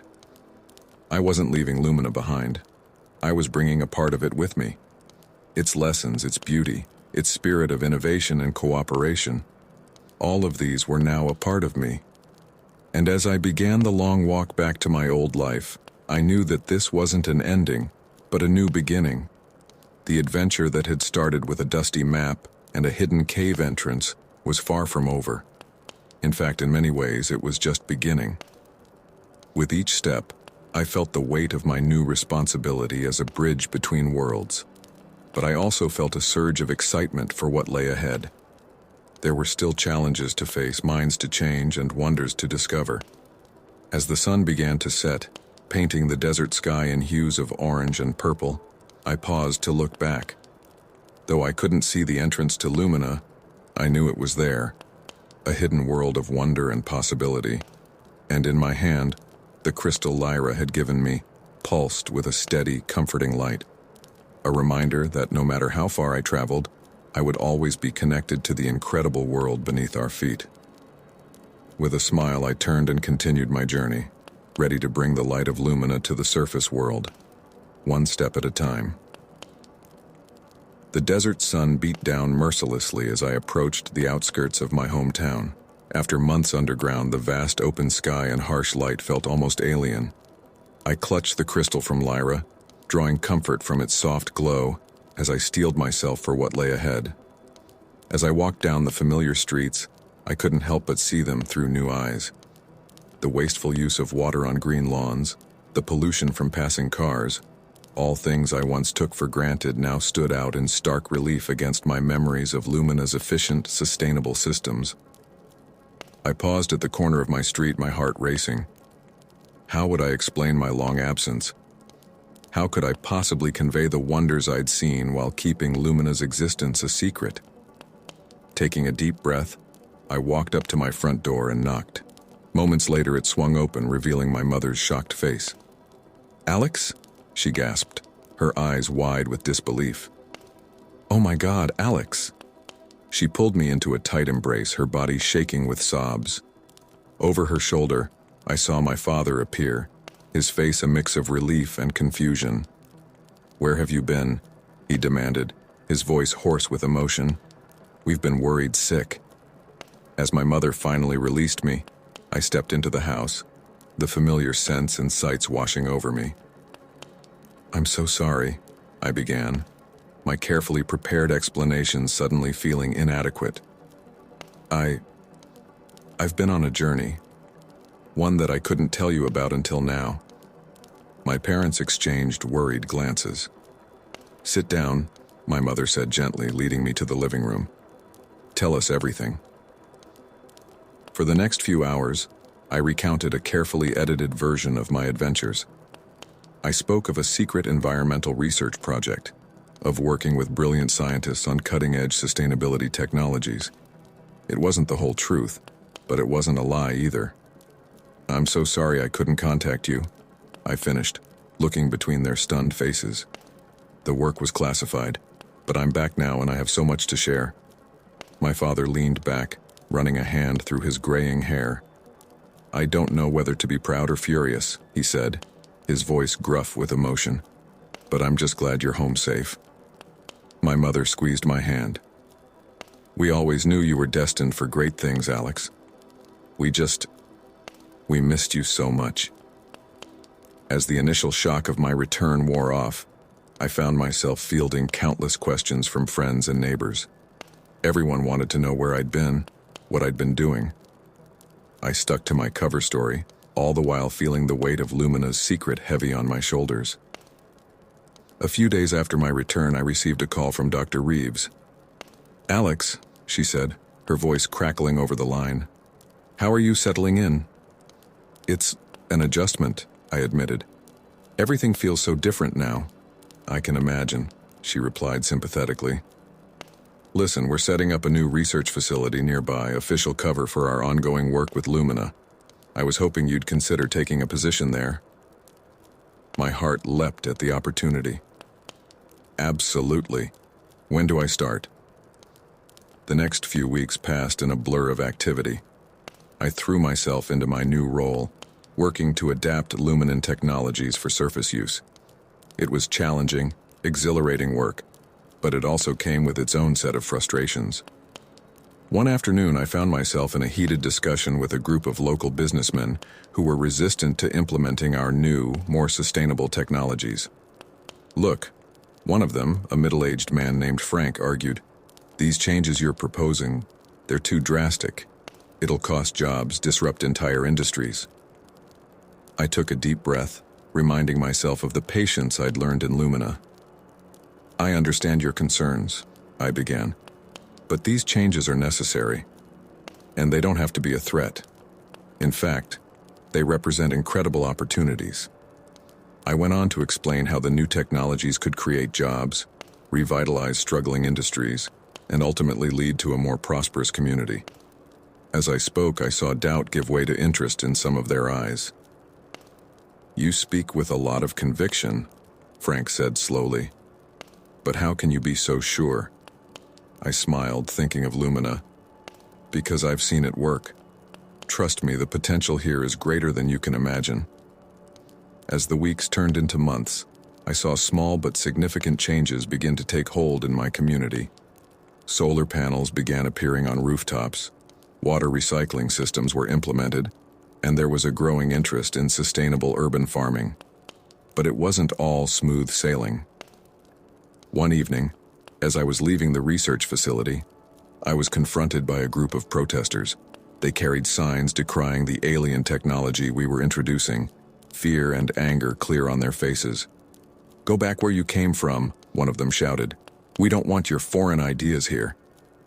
For a moment, I was transported back to the cultural festival in Lumina, facing a similar group of frightened, angry people. Taking a deep breath, I approached them. "I understand you're scared," I said calmly.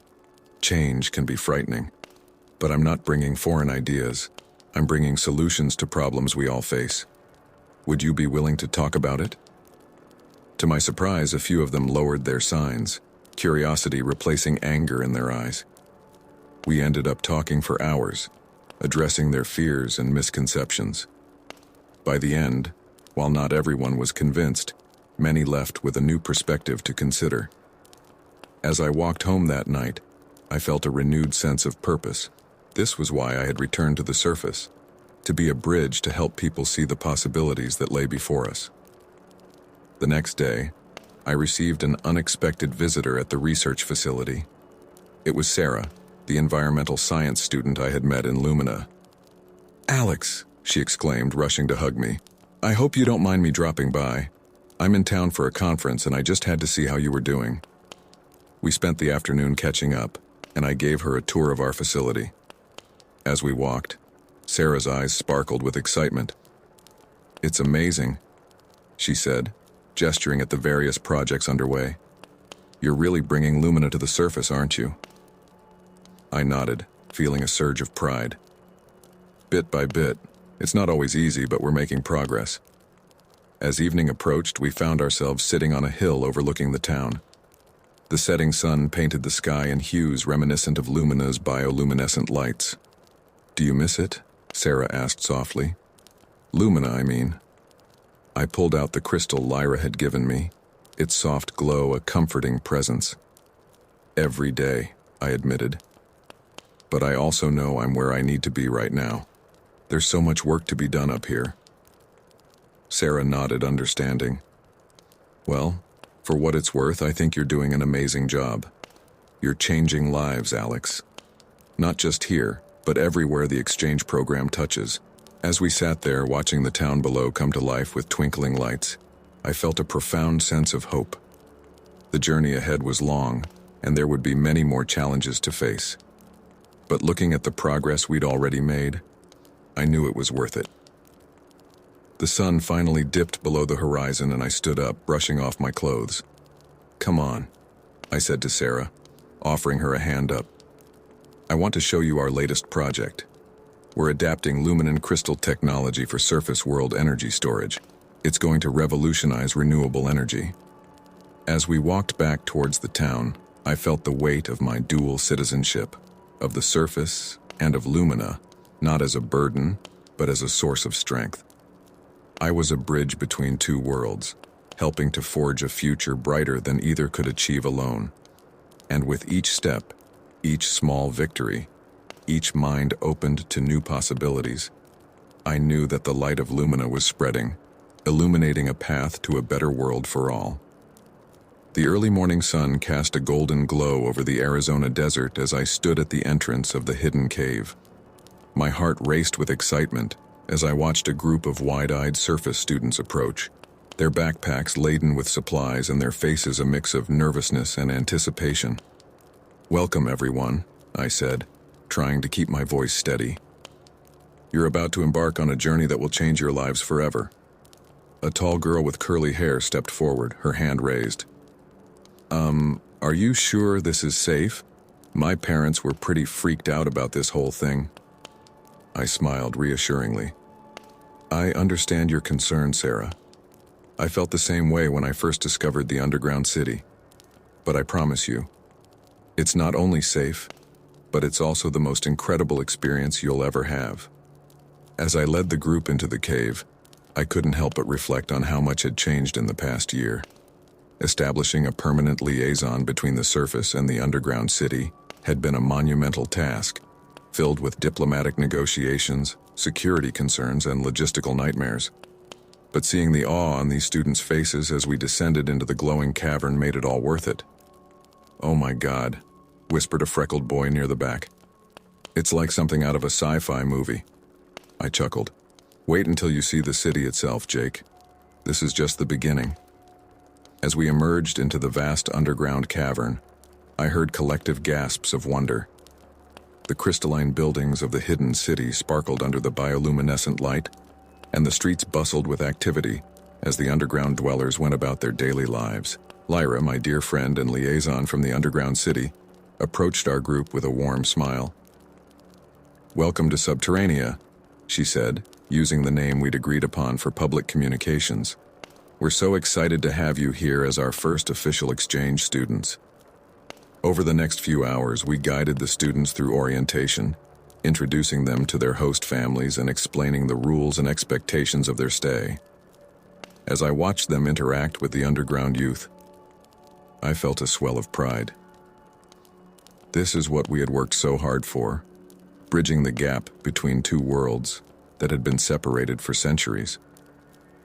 Later that evening, I sat in my small office near the city center, sifting through a stack of letters. Each one was from a friend I'd made during my time in the underground city, now experiencing life on the surface as part of our reciprocal exchange program. I opened a letter from Zahn, a brilliant young scientist who was now studying at MIT. His words filled me with joy. "My friend, I cannot thank you enough for this opportunity. The surface world is more beautiful and complex than I ever imagined. The feeling of wind on my face and the sight of a starry night sky. These are experiences I will treasure forever. But more than that, I'm excited about the scientific advancements we can make by combining our knowledge. The professors here are fascinated by our underground technology, and I'm learning so much about surface innovations. Together, we can solve problems that neither of our societies could tackle alone." As I read through more letters, each one filled with wonder, gratitude, and hope, I felt a renewed sense of purpose. But I knew our work was far from over. The next morning, I met with the underground city's council and representatives from various surface governments. The atmosphere was tense as we discussed the next steps in our integration process. "We need to move faster," insisted Councillor Vex, his brow furrowed. "The longer we keep our existence a secret from the general surface population, the harder it will be when the truth finally comes out." I took a deep breath before responding. "I understand your concern, Counselor, but we need to be cautious. We've made great progress with the exchange programs and limited disclosure to key officials, but the world isn't ready for a full revelation yet." "And when will they be ready?" challenged a stern-faced woman from the U.S. State Department. "We're sitting on the biggest secret in human history. People deserve to know the truth." Lyra stepped in, her voice calm but firm. "We've lived in secrecy for centuries for good reasons. Our cultures are still learning to understand each other. A premature revelation could lead to panic, or worse, conflict." The debate continued for hours, but eventually we reached a compromise. We would gradually increase the number of surface individuals involved in the exchange programs and slowly expand the circle of those in the know. Meanwhile, I would work on subtly preparing the public for the eventual revelation. Over the next few months, I threw myself into this task with determination. I worked with writers and filmmakers to introduce themes of underground civilizations into popular culture. I collaborated with scientists to release carefully curated discoveries that hinted at the possibility of advanced subterranean life. And I gave lectures at universities, planting seeds of wonder about what might exist beneath our feet. It was a delicate balance, dropping breadcrumbs of truth without revealing too much. But with each passing day, I could see attitudes shifting. People were becoming more open to the idea that our world might be more complex and wonderful than they had ever imagined. One evening, as I walked through the underground city, I ran into Alara, one of the first surface students to participate in the exchange program. She had decided to extend her stay, enrolling in the underground university to study their advanced biotechnology. "How are you finding your extended stay?" I asked her. Ilara's eyes lit up. "It's amazing. I never want to leave. The things I'm learning here, we could revolutionize medicine on the surface with this knowledge." I smiled, but I could sense something was bothering her. "But?" I prompted. She sighed. "But I hate lying to my friends and family back home. They think I'm at a special research facility in Europe. I understand why we need to keep the secret, but it feels wrong." I nodded sympathetically. "I know it's hard, but think about the bigger picture. The work you're doing here will save countless lives in the future. And the day will come when you can share everything with your loved ones." As I watched Alara walk away, her shoulders a little straighter, I felt a familiar mix of pride and hope. Every student like her, every scientist sharing knowledge, every friendship formed between our two worlds, they were all steps towards a brighter future. That night, as I lay in bed, my mind swirled with visions of what that future might look like. A world where surface and subterranean cultures blended seamlessly, cities that extended both into the sky and deep underground, scientific advancements that seemed like magic, born from the collaboration of two long-separated branches of humanity. There were still challenges ahead, prejudices to overcome, logistics to figure out, and the monumental task of revealing the truth to the world. But as I drifted off to sleep, I felt a sense of optimism stronger than ever before. The path forward wouldn't be easy, but with every passing day, every small victory, we were writing a new chapter in human history. And I couldn't wait to see how the story would unfold. The day had finally arrived. My hands trembled as I adjusted my tie, staring at my reflection in the mirror. Today, we would reveal the existence of the underground city to the world. The weight of this moment pressed heavily on my shoulders. A gentle knock on the door broke my reverie. "Are you ready?" Lyra's voice called softly. I took a deep breath, steeling myself. "As ready as I'll ever be," I replied, opening the door.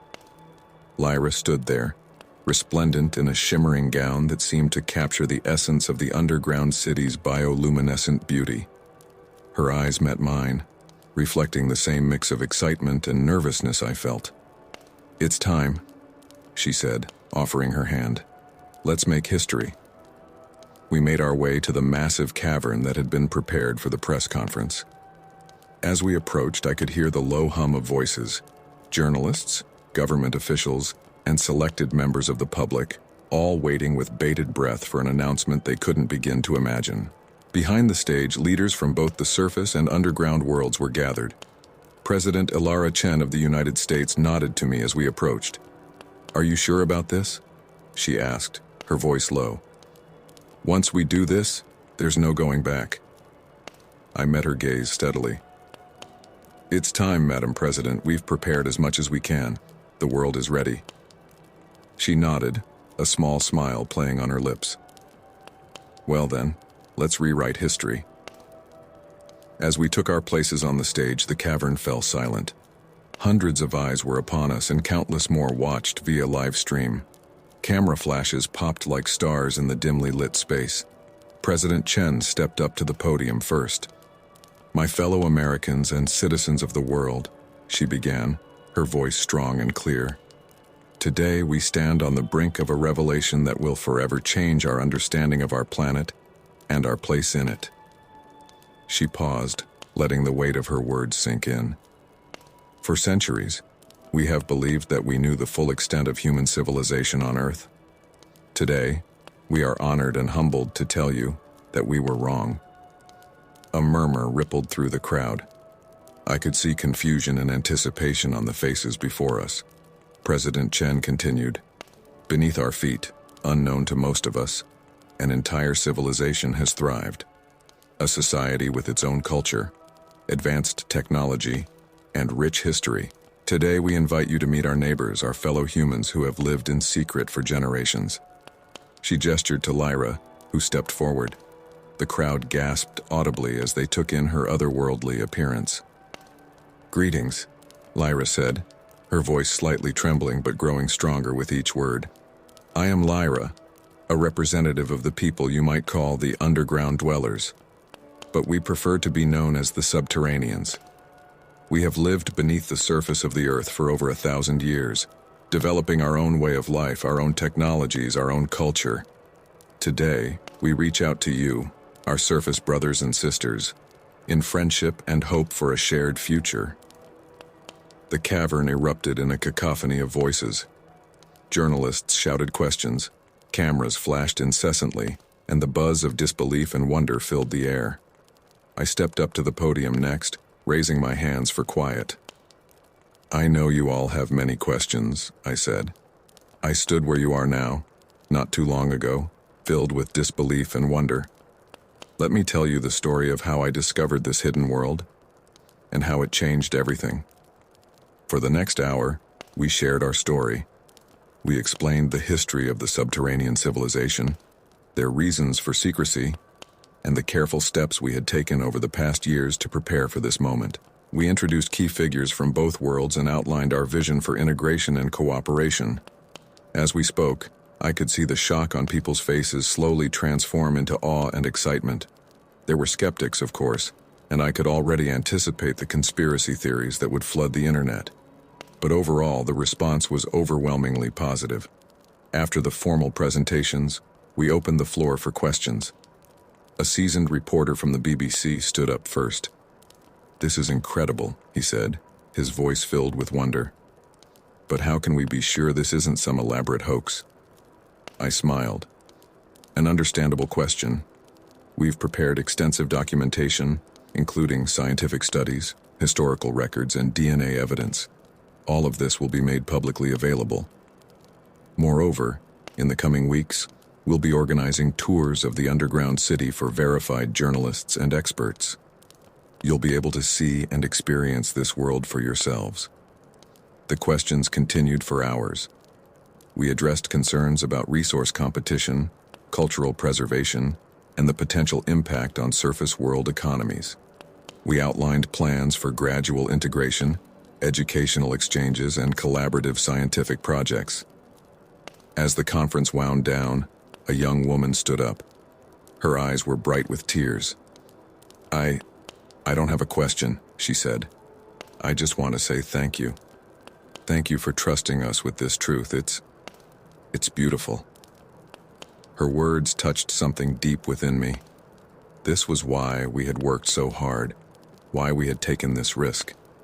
To bring wonder back into the world, to remind humanity that there were still marvels to discover, even on our own planet. In the days that followed, the world was abuzz with the news. Social media exploded with reactions ranging from excitement to disbelief to fear. Governments scrambled to address the implications, scientists clamored for access to subterranean technology, and ordinary people everywhere dreamed of visiting the underground world. A week after the revelation, I stood at the entrance to the main cavern, watching as the first group of tourists prepared to descend. Their faces were alight with anticipation. "Remember," I told them, "you're not just tourists, you're ambassadors. The way you interact with the subterraneans will set the tone for future relations.